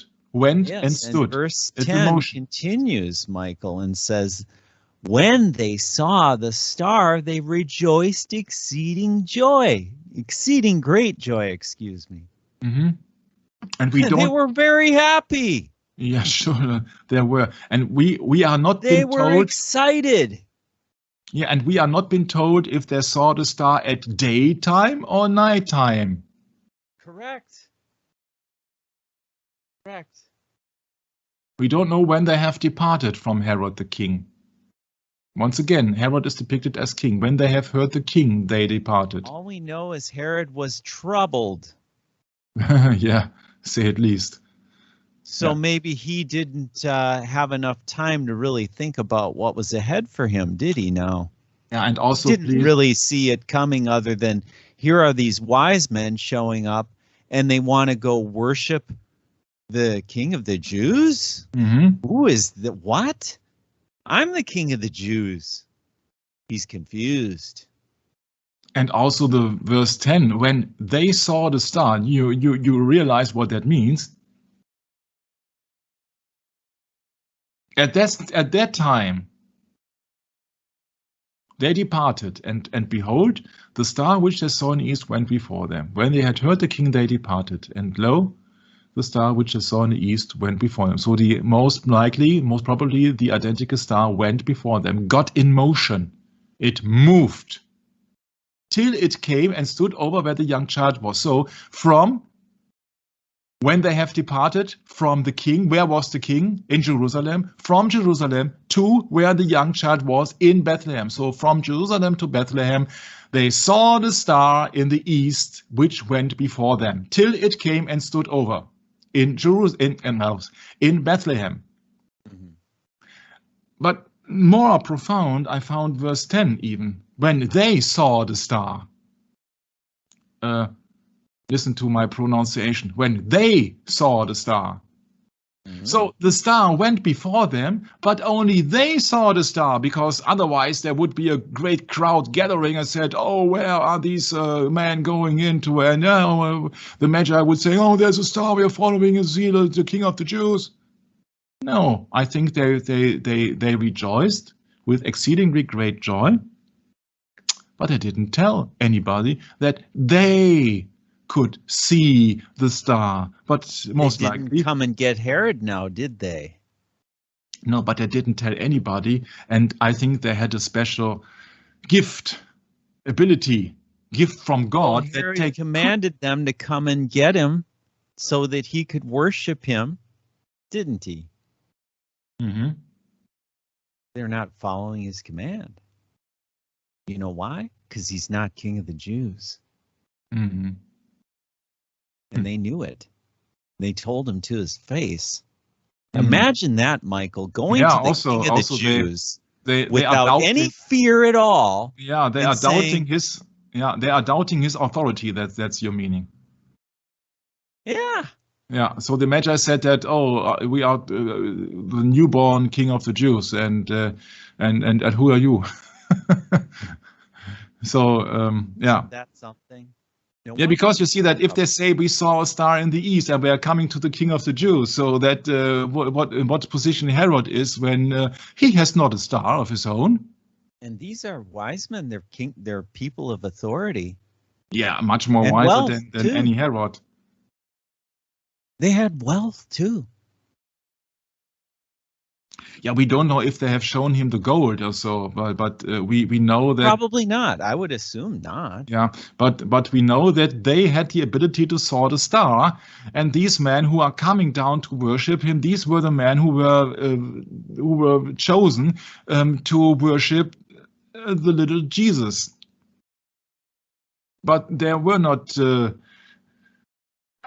huge amount of people or in the gathering in the streets or a public festival or something like that. It's just been called that when they departed from the king, so when they went from the king, because they knew direction, next location, Bethlehem, the star which they saw in the east went before them. And when they saw the star, they rejoiced. They, not all rejoiced, or King Herod rejoiced, or the crowd rejoiced. No, they saw the star, they rejoiced. So only them. It's only about these Magi. How many from them were? I don't know. 2, 20, 100, I don't know. But it does not matter. If it would matter, it would stand in the Bible. It would be depicted, or it would be indication somewhere, but it is not of importance. Important is that there are also learned people with real wisdom who wanted to bow down to the newborn king of the Jews, of the Messiah. If Herod would say that, oh, I am the king of Judea, you have to bow down and before me, he didn't say that. But actually, he was fearing for his authority. We know from the Wikipedia, etc., that he was a very ruthless and character. Well, and not only that, these are men that are out of his domain. They're just visitors, Michael. Mm-hmm. Yeah. They're visitors from afar off. They're not nearby. So I would imagine Herod wanted to show him some hospitality, wouldn't you think? I think he saw them kind of agents, so he wanted to have proof because his scribes didn't tell him, or his high priest didn't tell him anything. And I think that considering his character, he was suspicious of everybody, so he wanted to have proof. And then if the Magi would have returned, he would immediately have take action. So that what's most likely, but it's most important what the Bible is telling us, and what the Bible is not telling us. It's not of that importance. Important is that we know that this is a worldly ruler. So this is against the biblical commandments, and so we know that he must be hostile against anybody who is asking his authority, and hostile against everybody which is in the real Christian belief. So that means that he must be hostile against the birth of Jesus Christ too. Yeah. So that is, for me, that's an exclusive company. These Magi, they saw the star appeared in the east, and they saw the star which went before them, and it's only them. It's only a small amount of people, and they saw the star. But if any other people of the Jerusalem would see a star went before them. So if they would see a group of Magi, you must think of the Magi as not being clothed with wordless junk or so, but I think they were really good dressed and with a lot of package and so on, and there would be a gathering of Magi's, and the star would be in front of them. I say that Jerusalem would be out of bounds. Yeah, they would totally in a hurry, and everybody wanted to follow them or something like that, because then you must have known that something great is appearing. But apparently only they saw the star, so the star was invisible to the people who saw these Magi going from Jerusalem to Bethlehem. So far, it's my understanding here. And now it gets really worse to the legends of the three wise men or the three kings, which is all in totally BS, because there were only Magi, educated people from the east. And when they were come into the house, yeah, it's your turn. Oh, yes. Verse 11 reads, "And when they were come into the house, they saw the young child with Mary, his mother, and fell down and worshipped him. And when they had opened their treasures, they presented unto him gifts of gold and frankincense and myrrh." Yeah, you know why I have highlighted here the first part of the sentence. We spoke about that before. Yes, we did. Yes, we did, because in our Catholic world, we think of the so-called three wise men coming to the manger, not to the house. So here we have a house. Yeah. So it could not be the newborn baby. Oh, not baby, sorry. Baby means Babylon. It could not be the newborn Jesus, but he must have been born at least some days ago. Also, you have to consider it takes a time to make a journey from the point that they saw a star and then they had the knowledge, or they got the knowledge, or they learned the knowledge afterwards, or they knew it before. We do not know. We cannot know. We're not ought to know. And then they had to make preparations for the journey. Yeah, you have to have servants. You have to have mules, horses, or what else. You have to have package, you have to have food, you have to have water, you have to have money or things for exchange, etc. You cannot in an instant. And verse 12 gives us the answer to the wise men not being of the worldly sort, doesn't it, Michael?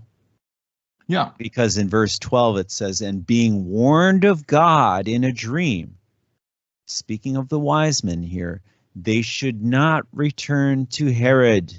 They departed into their own country another way." So we do know that God is using dreams once again. He used what the so-called oniromancy, which was according to the knowledge we already got from the last session, which was the main discipline of the so-called Magi. the interpretation of dreams. So God is Medo speaking. Persia, yes. Yeah, so God is speaking in their language they can understand. So first of all, he's speaking with the star, which has something to do with astronomy and astrology. If it was a miracle or not, you see, but an approach of a star has something to do with the thing which is occurring from heaven. So it's a sign from heaven. A star usually is fixed on heaven. If it was on the firmament or not does not matter, but the sign of a star means it's much more than anything which is on earth, on the ground. Yeah, it's high above, it's elevated. Yeah, so it's supreme to anything which is on the in the earth. So if you would like to have a comparison between symbols, you have, for example, a valley, a tree, or let's say a tree, and a star. So the star would be supreme to the tree. Yeah, this tree has been fixed on earth, on the ground. Yeah, and tries to reach the star, so that in many pagan religious systems they see trees as connection to the heaven, and a star is being above the tree, so it's just higher in the hierarchy, if you like to say so. But that's just a by information here. Yeah, so they're being warned of God, so in a manner that they could comprehend. Yeah, that they should not return to Herod. So this time, no star appears, because the star is his star. It's the star of Jesus Christ. He is the bright and morning star, guiding the people who ought to know. I think it's really interesting, Michael, that these wise men came directly to the King of the Jews and told him that there is born a King of the Jews. And that they may have, I'm not saying that they did, they may have expected that Herod would be willing to accept the Messiah, because Herod outright lied to him and said, I wish to come and worship him. He didn't want to come and worship him. Are you kidding? He was a threat to his power. He was a murderer, to begin with. Power-hungry murderer. He'll do anything for maintaining his dominion. That's what kings do. That's what men do when they are in a lust for power. Yeah, once again, my main point is that these scribes knew where, but didn't know when. And the other way around, so they exchange information. So in my humble opinion, for my lay understanding at the moment on this matter, I haven't studied that subject for months or so. Then maybe my opinion would change in this or in the other direction. The Judaic high priests and scribes, they knew of the prophecies of Micah. But these Magi from the east, supposedly not, because otherwise they would have gone directly to Bethlehem. So there must be a reason that somebody has sent them to Jerusalem, because it was more or less the city of the king, Herod. So I think that in their terms, they might have think, okay, that when the Messiah is born and they didn't know of Micah, in what city could be born, so that they thought it would be Jerusalem, the holy city with the temple and the city where the kings are reigning, etc. So that is my understanding at the moment. I don't say that is the truth. We would have to study that. But it is about science is the new religion. And you see that once again, science is a religion, because these Magi were actually from a tribe of religious priests. And once again, whom Herod is asking, he's not asking his scientists or his, I don't know, his teachers or something else. He's actually asking the high priests and scribes, because it is a religious term. The king of the Jews, who has his own star, cannot be any worldly king usually, because you see that no star does appear if a president of the United States has been elected, or even not when the Pope has been elected among people, by the way. Yeah, So the president. Yeah, that's right. Good point, Michael. So God speak to these so-called wise men because they worshipped God. God spoke in the language they could interpret, and spoke to them, okay, you should not return to Herod, so you should not return to Jerusalem. They departed, they meaning the wise men, departed into their own country, which has not been mentioned. In their own country another way. So maybe they are from several countries, which we don't know. They departed into their own country can also mean they come from one country. But they departed into their own country could also mean they were coming from several tribes, for example. Well, Michael, I just wanted to clear something up with you. I still don't understand how you can see that there was an exchange between the wise men and Herod, because Herod consulted privily in verse 7 and called the wise men, inquired them diligently what time the star appeared. So it was Herod that consulted. He consulted the wise men. Now, which wise men? Is he speaking of the wise men of the East? Yeah, he inquired. He is. Okay. So he asked them. Now I understand. Okay, now I see your point of view. I was so confused there. So this is an exchange of information. So yes, Herod knew, because of his Jewish high priests and scribes, where the location of the birth would have taken place. That is Jerusalem, according to Micah 5:2. But apparently these Magi from the east didn't know the location, because first of all they only saw the star, but therefore they knew the time of the birth, because the star appears. You know that's why you know the term. You know the term "a star is rising." Yes. Yeah. So something is happening big time. And so they exchange information. Herod then knew when the star has appeared. We do not know it because it has not been mentioned in Matthew. We do not know the exact time in between the star has appeared in the east and the time when the three Magi were in front of Herod. We do not know the time, but we know that the Magi did not know the location, because otherwise they would not gone to Jerusalem. They would directly go to Bethlehem, and therefore they did not need a star. If they are in the belief of the Bible, except Micah's prophecy, they knew that the baby would be born. For example, the prophet Isaiah, they would know that the prophet would be born of a virgin, or at least they would know that there were the anointed Emmanuel. He is like God. Emmanuel, please consider the last two letters, EL, which means something of divine nature. Like Elohim, like Gabriel, like Michael. So they knew when the event had happened, but they didn't know the location. Therefore, they ask in their understanding, or maybe they got the order to inform Herod. We do not know what additional information the Magi got on their journey. Yeah? So there must be... There are men of knowledge. They knew that it is the birth of a king, of the King of Kings in that term. So that means that they wanted to bow down and worship. But it means also that we do not know how educated these Magi were in the Bible. We know that these are the few men who correctly have interpreted the sign of God. I think we can agree on the term that it was not a natural occurrence, the star which appeared in the east, because everything which is in heaven or in the stars, the planets, etc., has been created by Jesus Christ in the first place. So we are talking not about the concept of evolution here, which is totally wrong for many reasons. We will go into that quite later on. But we do not know what else for a talent and a profession these Magi had.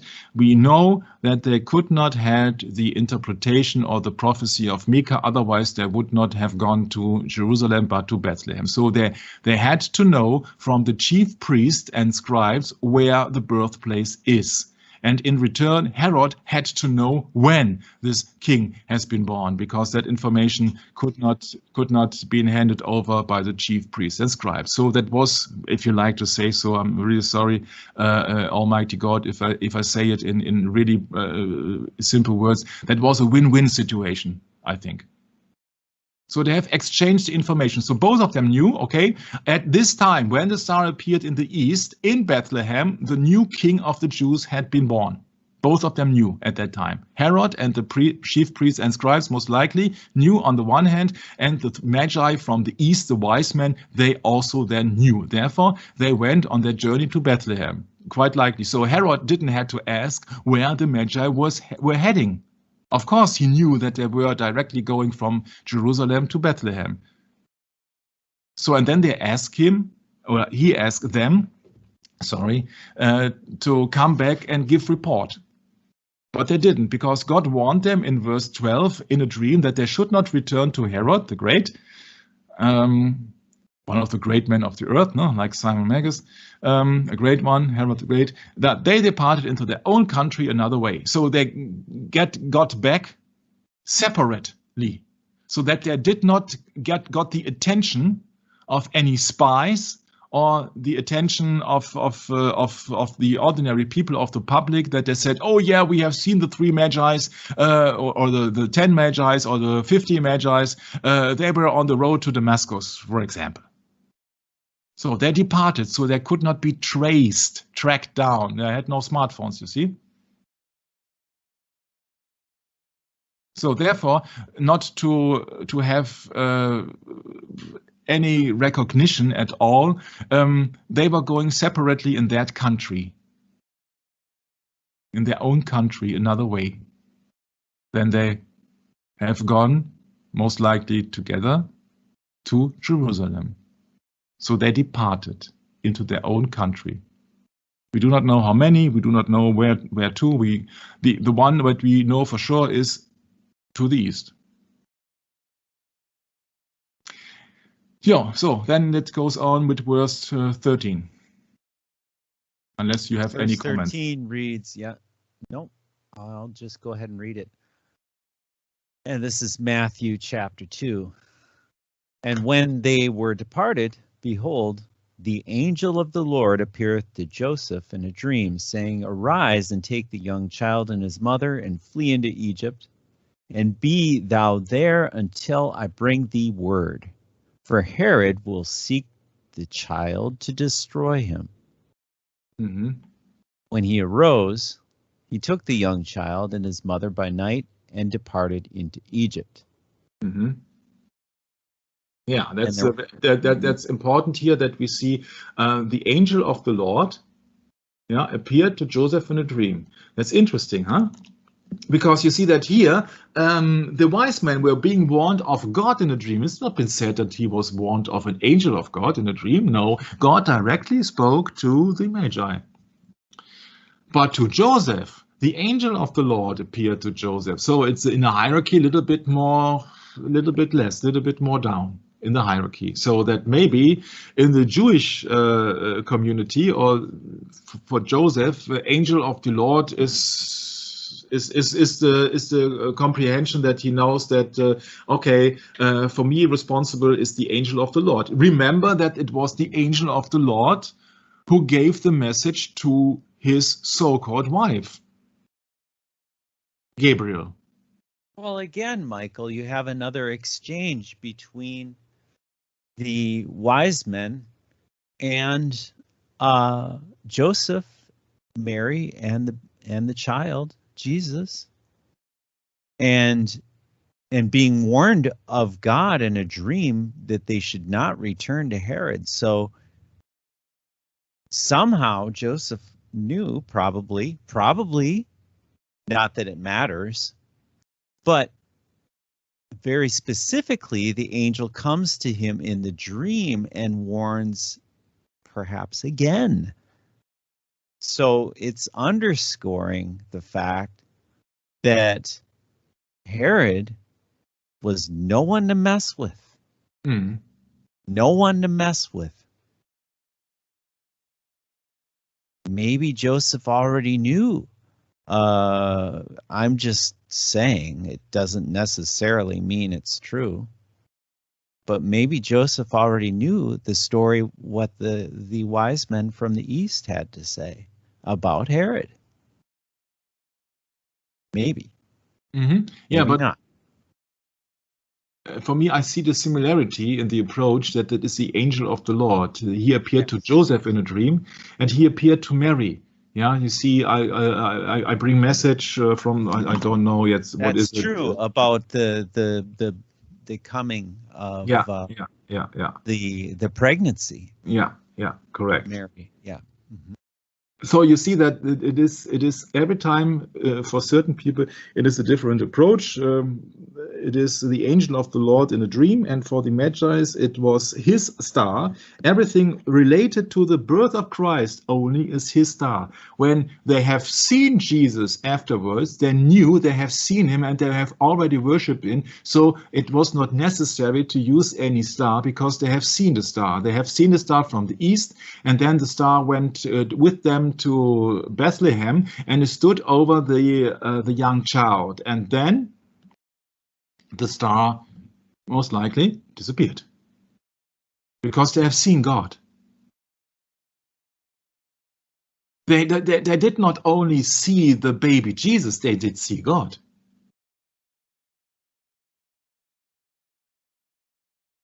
And therefore, the star is only connected, his star, Jesus Christ's star, is only connected to the birth of Jesus Christ. It has no other function than the birth of Jesus Christ to lead the elected people, let's say it in this term, the elected people who ought to know, yeah, to the birthplace, or to the, not to the birthplace, sorry, to the location of Jesus Christ, to let all the world know that even Magi from the east came to worship him.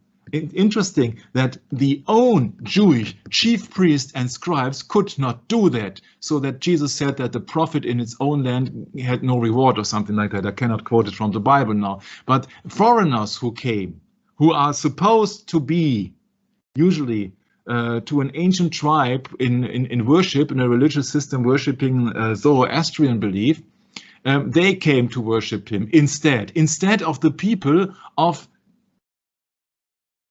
the chief priests and scribes of the Jews. They did not recognize him, which has been pointed out in the Bible. If we had 6 months' time to preparation for that session, I think it would never end. Yeah, if you have so many things, but you see that a prophet is not worth anything, or even Jesus Christ is not worth everything in his own country. Mm-hmm. There you go. Yeah, there were coming people miles away to worship him because his own people did not recognize him. And Lord God spoke in a dream to Joseph and said, "Okay, flee into Egypt." So it's the same. Once again, in the Ten Commandments, it said, "I am the Lord thy God, which brought you out of bondage in Egypt." Yeah. Out of the house of bondage. Out of the house of bondage in Egypt, and now they have to flee into Egypt because the house of bondage for Jesus Christ himself is Judea. Yeah. Not the house of bondage, the house of slaughter. Mm-hmm. Because it's not bondage, it's killing, it's to destroy him. Yeah, destroyer means also in the Revelation 9/11. Oh, that's very interesting. Also, that people usually do not see it. I have seen that when we were doing KISS script on the Satanic Media Agenda. Revelation 9/11 means, yeah, you can read it. And they had a king over them, which is the angel of the bottomless pit, whose name in the Hebrew tongue is Abaddon, but in the Greek tongue hath his name Apollyon. Mm-hmm. This is verse 9/11, huh? Really, it's no joke. Okay, let's go into the eSword with Revelation 9/11. Yeah, look, this is the explanation. of Apollyon? That is Satan. Yeah, a destroyer. Sure. Yeah, Greek 622, 623. Interesting, huh? If you combine all these things in the Bible, you won't see any contradiction, but everything backs everything up. That's so fascinating that you won't have that approach in any other book. In any other book. Now, Herod kills the children. That is. Can you imagine somebody of that cruelty? Now, to destroy. You see, 622. It's the same appendix as Apollyon. It's absolutely the same.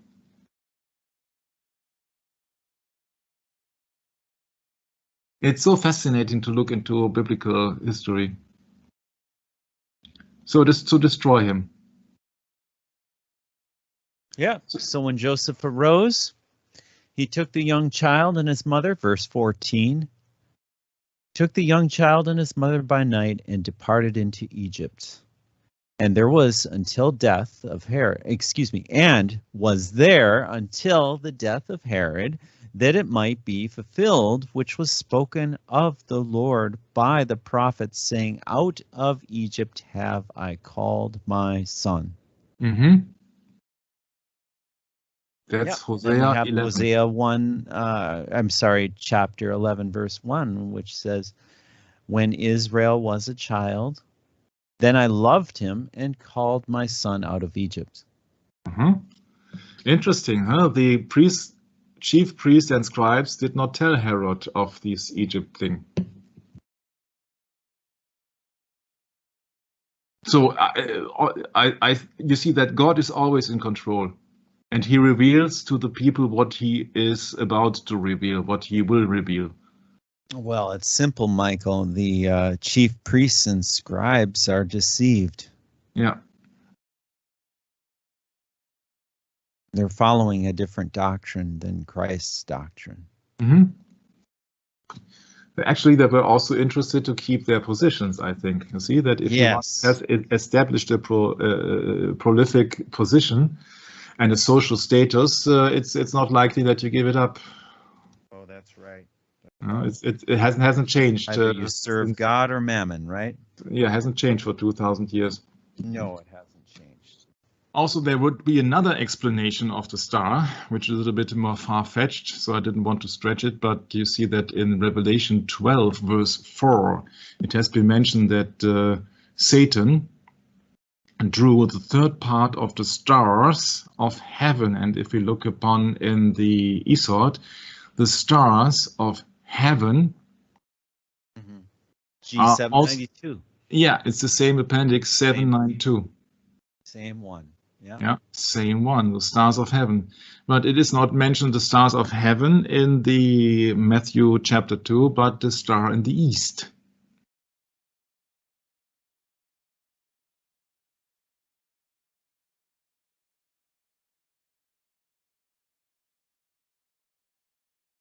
Correct. So the stars of heaven could be the angels, that could be slightly connected to Revelation 12:9, when the great dragon, speaking of who else, huh? That old serpent called the devil and Satan, which deceived the whole world, he was cast out into the earth, and his angels were cast out with him. Yeah, now angelos, messengers, an angel. So we believe that it is connected, the verse 12:4, with stars, drew the third part of the stars of heaven and did cast them to the earth, because this is did cast them to the earth. Yeah. Please compare that to Revelation 9, yeah, where his angels were cast out with him. Yeah, so it is very interesting that they use almost the same sentence.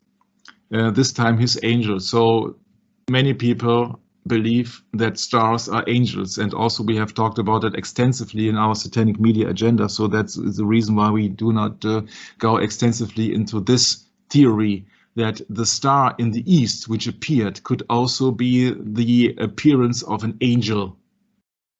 That would also back up the fact that only these magi could seen it.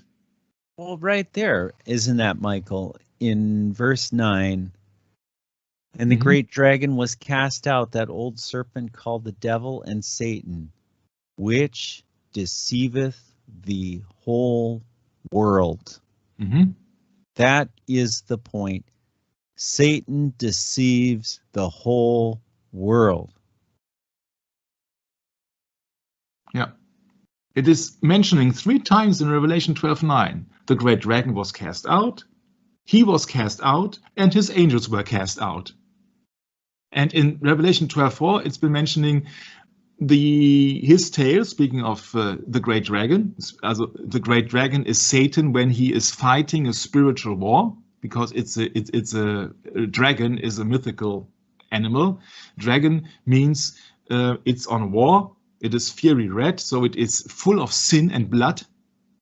And dragon means, in spite of the snake, it is an airy nature, so it has something to do with the war in heaven. So he's not a snake. A snake is he on the earth, deceiving people, at the figurative snake. But in the war in heaven, he is being depicted as a dragon. And he drew with the third part of the stars of heaven and did cast them to the earth. And with the stars of heaven, no original star could be meant, in my humble opinion. Everybody is free to have his opinion. We cannot prove it. And then you must continue, Michael. And the dragon stood before the woman which was ready to be delivered to devour her child, speaking of Bethlehem here, as soon as it was born through Herod. No, Isn't through that Mary. true? Through Mary, you mean? No. To devour her child as soon as it was born through Herod. Yeah, sure. So that when you look upon it, and you can see the Magi as the army of Jesus Christ, or as a messenger. You see, they brought the message to Herod. That's right. They did. Without any fear. No equivocation. They no did. mental reservation either, Michael. When we know that angels are messengers, so they did. But guess who used mental reservation when he said, "Oh, diligently search after the child and let me know so I can come worship him with you." Yeah, right. Mental reservation, Michael.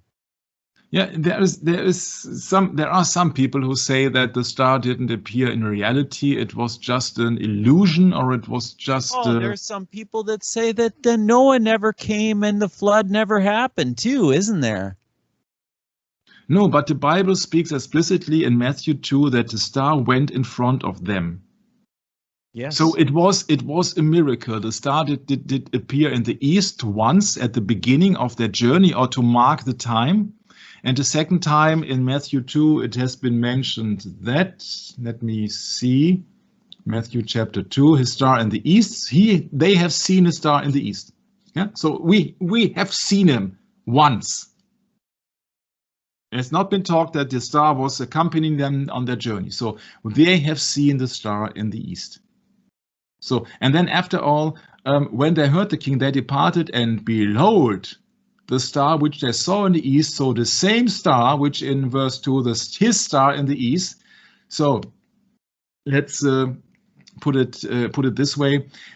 When they departed from the king Herod, his star, so the star of Jesus Christ, which they saw in the east, went before them till it came and stood over where the young child was. So it was not a regular star in the astronomical terms. It was a miracle. Therefore, it could be a miracle of God that something was being visible only for those who are in the belief, to wanted to bow down, to wanted to worship Jesus Christ faithfully. Yep. So just God, think of the other miracles, right, Michael? The other miracles in the Bible, like in Book of Acts, when the tongues of fire came, or what was it? The flames of fire? I don't know. The multitude of languages, I think. Yes. That is proof of a miracle right there. Yeah. Yeah, or the departing of the sea, of the Red Sea, or the burning bush, etc., etc., etc., etc. Yeah, of course, these are the miracles. They cannot explain them by science in a worldly sense. Nope. Because you see that, would you like to explain it in a worldly sense? You first of all, you would have to explain God, and you cannot explain God in a worldly sense.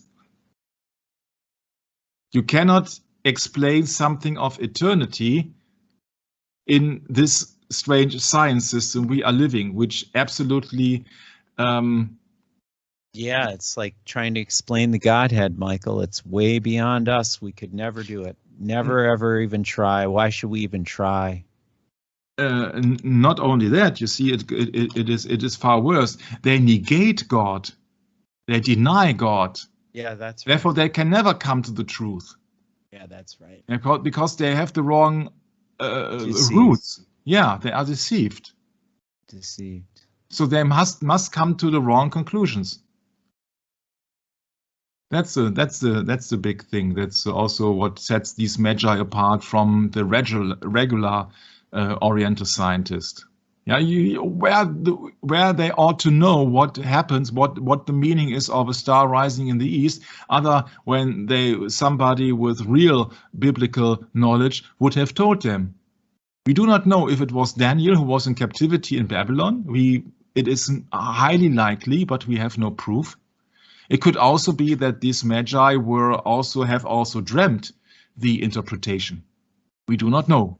It has not been said on what kind of purpose they started the journey. They saw the star in the east, but where did they had the right comprehension of the fact? We do not know. So are there many questions here, but I hope we have cleared out the things which are impossible, so that it was a regular astronomical happening in the sky which occurs every so and so years or so. You cannot explain that, because that was not only a star but his star, and this star was not only in the east, but it was going before only the so-called wise men. You cannot explain it with this science which we are learning, which is wrong science. It's just worldly science. It is science so-called, because it violates everything on which foundation the entire world and entire mankind has been founded. If you start at the wrong location, then you can imagine you're in a labyrinth. Yeah, and you can't find any exit or any clues. Everything sounds reasonable, but you have the fallible explanations of man. And this is the Bible, this is the word of God, and you see that it is not contradicting itself. It is additional information in each chapter who backs it up. The Bible does not contradict itself. It confirms itself. It confirms itself, yes. So the star was a miracle.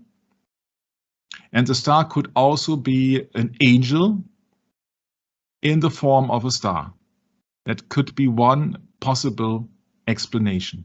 I'm not saying it is the correct information. It is not me who can say it for sure, but I can say for sure that every worldly explanation of that occurrence of a star could not be a meteor, a conjunction, a planet, something like this. Cannot happen, because it contradicts Scripture, and Scripture in itself is absolutely logical. And you see that it's the holy book of God, and if you don't believe in God, you will never come to the truth. The truth is Jesus Christ. That's so simple. But people are trying to deceive us, to confuse us with big words. That is called, they blinded us with science. Okay, so then we get to verse 16 of Matthew 2. And verse 16 reads, Then Herod, when he saw that he was mocked of the wise men, was exceeding wroth, and set forth and slew all the children that were in Bethlehem. There we go, Michael. Mm-hmm. There we go. That is very wicked. More wicked than I can possibly comprehend. And then it continues, and in all the coasts thereof, not only in Bethlehem, but all the coasts thereof, from 2 years old and under, according to the time which he had diligently inquired of the wise men. So the baby was, I shouldn't say baby, the child was 2 years or under, Michael. Yeah. Yeah, that raises a lot of questions. You know, how many people were there at the age of Jesus in that area when they went back from? Imagine all of the parents of those children. The kind of torment they would go through, losing their children. Imagine that he was angry they would be. Yeah, imagine that Herod the Great, so to speak, was having his position due to the emperor in Rome. So that's a point. So that he was having Roman, making Roman policy. Oh yeah, right, true. So once again, it was Herod the Great as a, well, how to say it? Stellvertreter, I have to look it up. Stellvertreter, English. As a deputy or representative of the Roman Empire, where the emperor was the Pontifex Maximus, that he was putting out Roman policy. I cannot imagine that Herod did it on his own. I think that for this big murder, I think he would have the agreement of Rome. And nothing changed 30 years later, 30 plus years later, when Jesus Christ was crucified, you see. The chief priests and scribes, they accused him, but at least the Romans crucified him. He was just a tool in the hands of Rome. He was not only unpopular, he was a known murderer. Before. So Michael, the beginning of verse 16 states, when he saw, speaking of Herod, that he was mocked of the wise men because they never came back. Right? Yeah. They never came and said, okay, Herod, come and worship the King of the Jews with us now. No, they never did. He was mocked. He put his trust in them, Michael. As king, he put his trust in the wise men of the East that they would come and get him. He was supposed to be doing his service to the king, you see? The wise men. And they didn't. No. So he took it out on the children?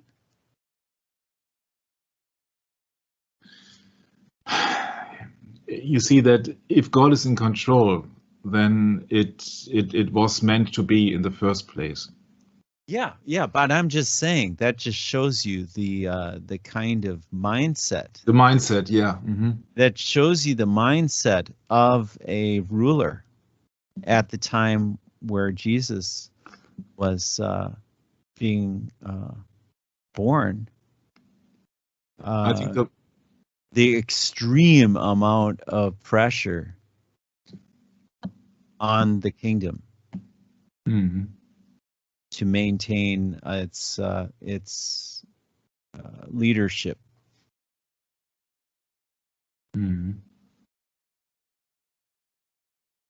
Yeah, so what is left from the legend is that these people were really wise. Yeah. And so many lies in that legend, so many deception in it, that it is really hard to go in all these lies and to search for the truth. You see that for 16 verses of the Bible, we did now more or less a Bible study. But there are so many questions left, of course.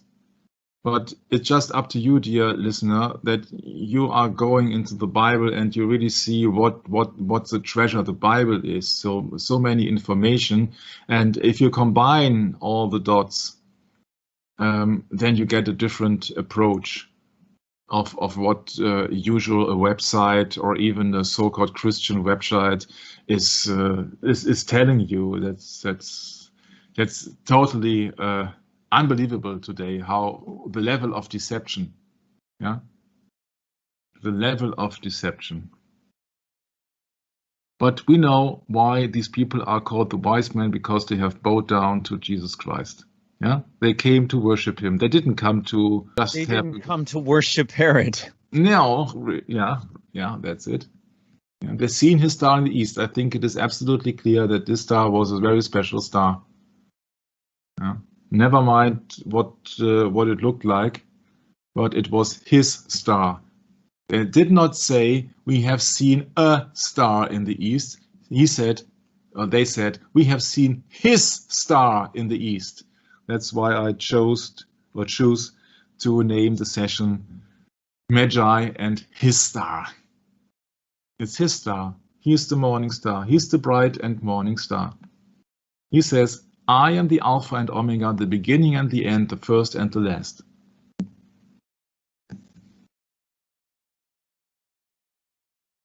And this is the very last chapter of the Bible. I hope not many questions are being left to be answered. Brett, I think you got the last minutes. Thank you very much for this excellent collaboration and for taking the time last night. It was a pleasure of thinking about science is the new religion.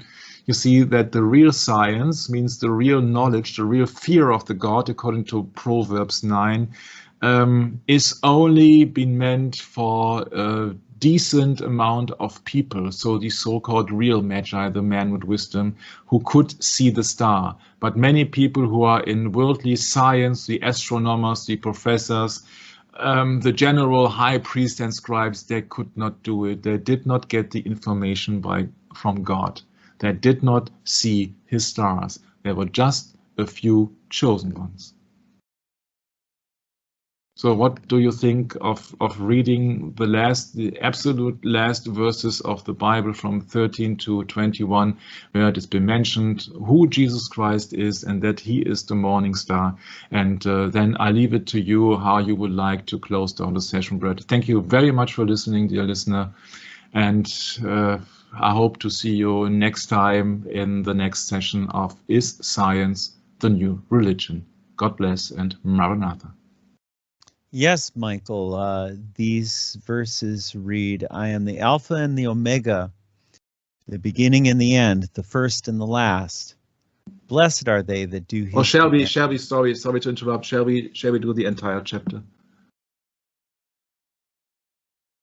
Sure, of course. Revelation chapter 22, verse 1 reads, and he showed me a pure river of water of life,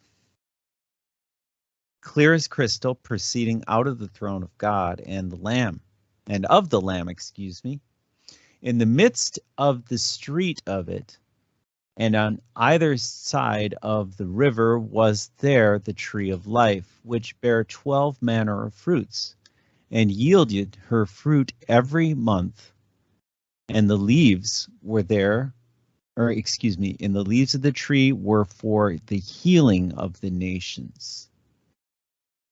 And there shall be no more curse, but the throne of God and of the Lamb shall be in it, and his servants shall serve him. And they shall see his face, and his name shall bear in their foreheads. And there shall be no night there, and they need no candle, neither light of the sun, for the God giveth them light, for they shall reign forever and ever. And he said unto me, These sayings are faithful and true. And the Lord God of the holy prophets sent his angel to show unto his servants the things which must shortly come to pass. Behold, I come quickly. Blessed is he that keepeth the sayings of the prophecies of this book. And I, John, saw these things and heard them, and when I had heard and seen, I fell down to worship before the feet of the angel which showed me these things. Then he saith unto me, See thou do it not, for I am thy fellow servant, and of thy brethren the prophets, and of them which keep the sayings of this book, worship God.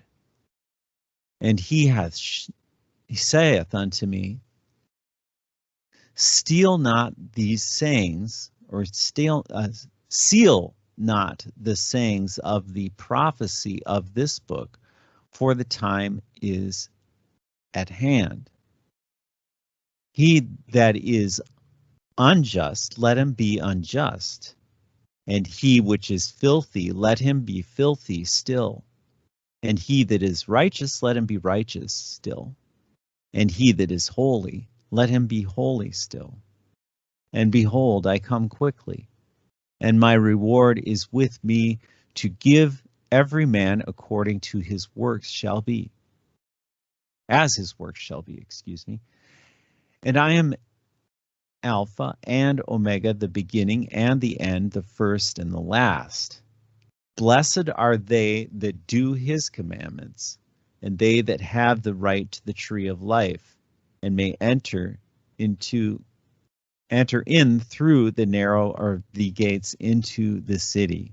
For without are dogs and sorcerers and whoremongers and murderers and idolaters and whoever loveth and maketh a lie.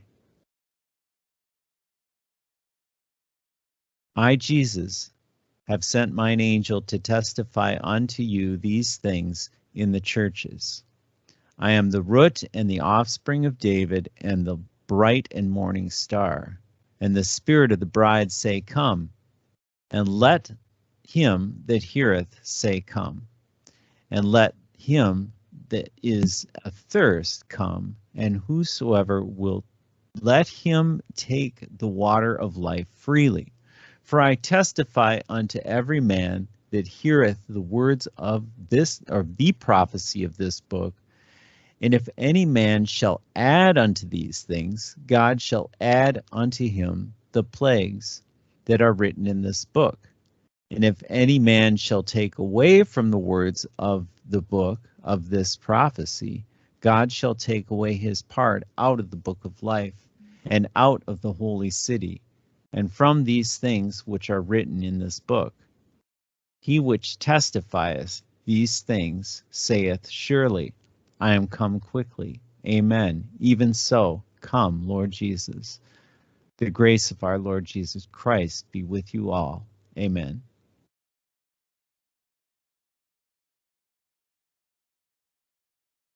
And that ends the session. Maranatha.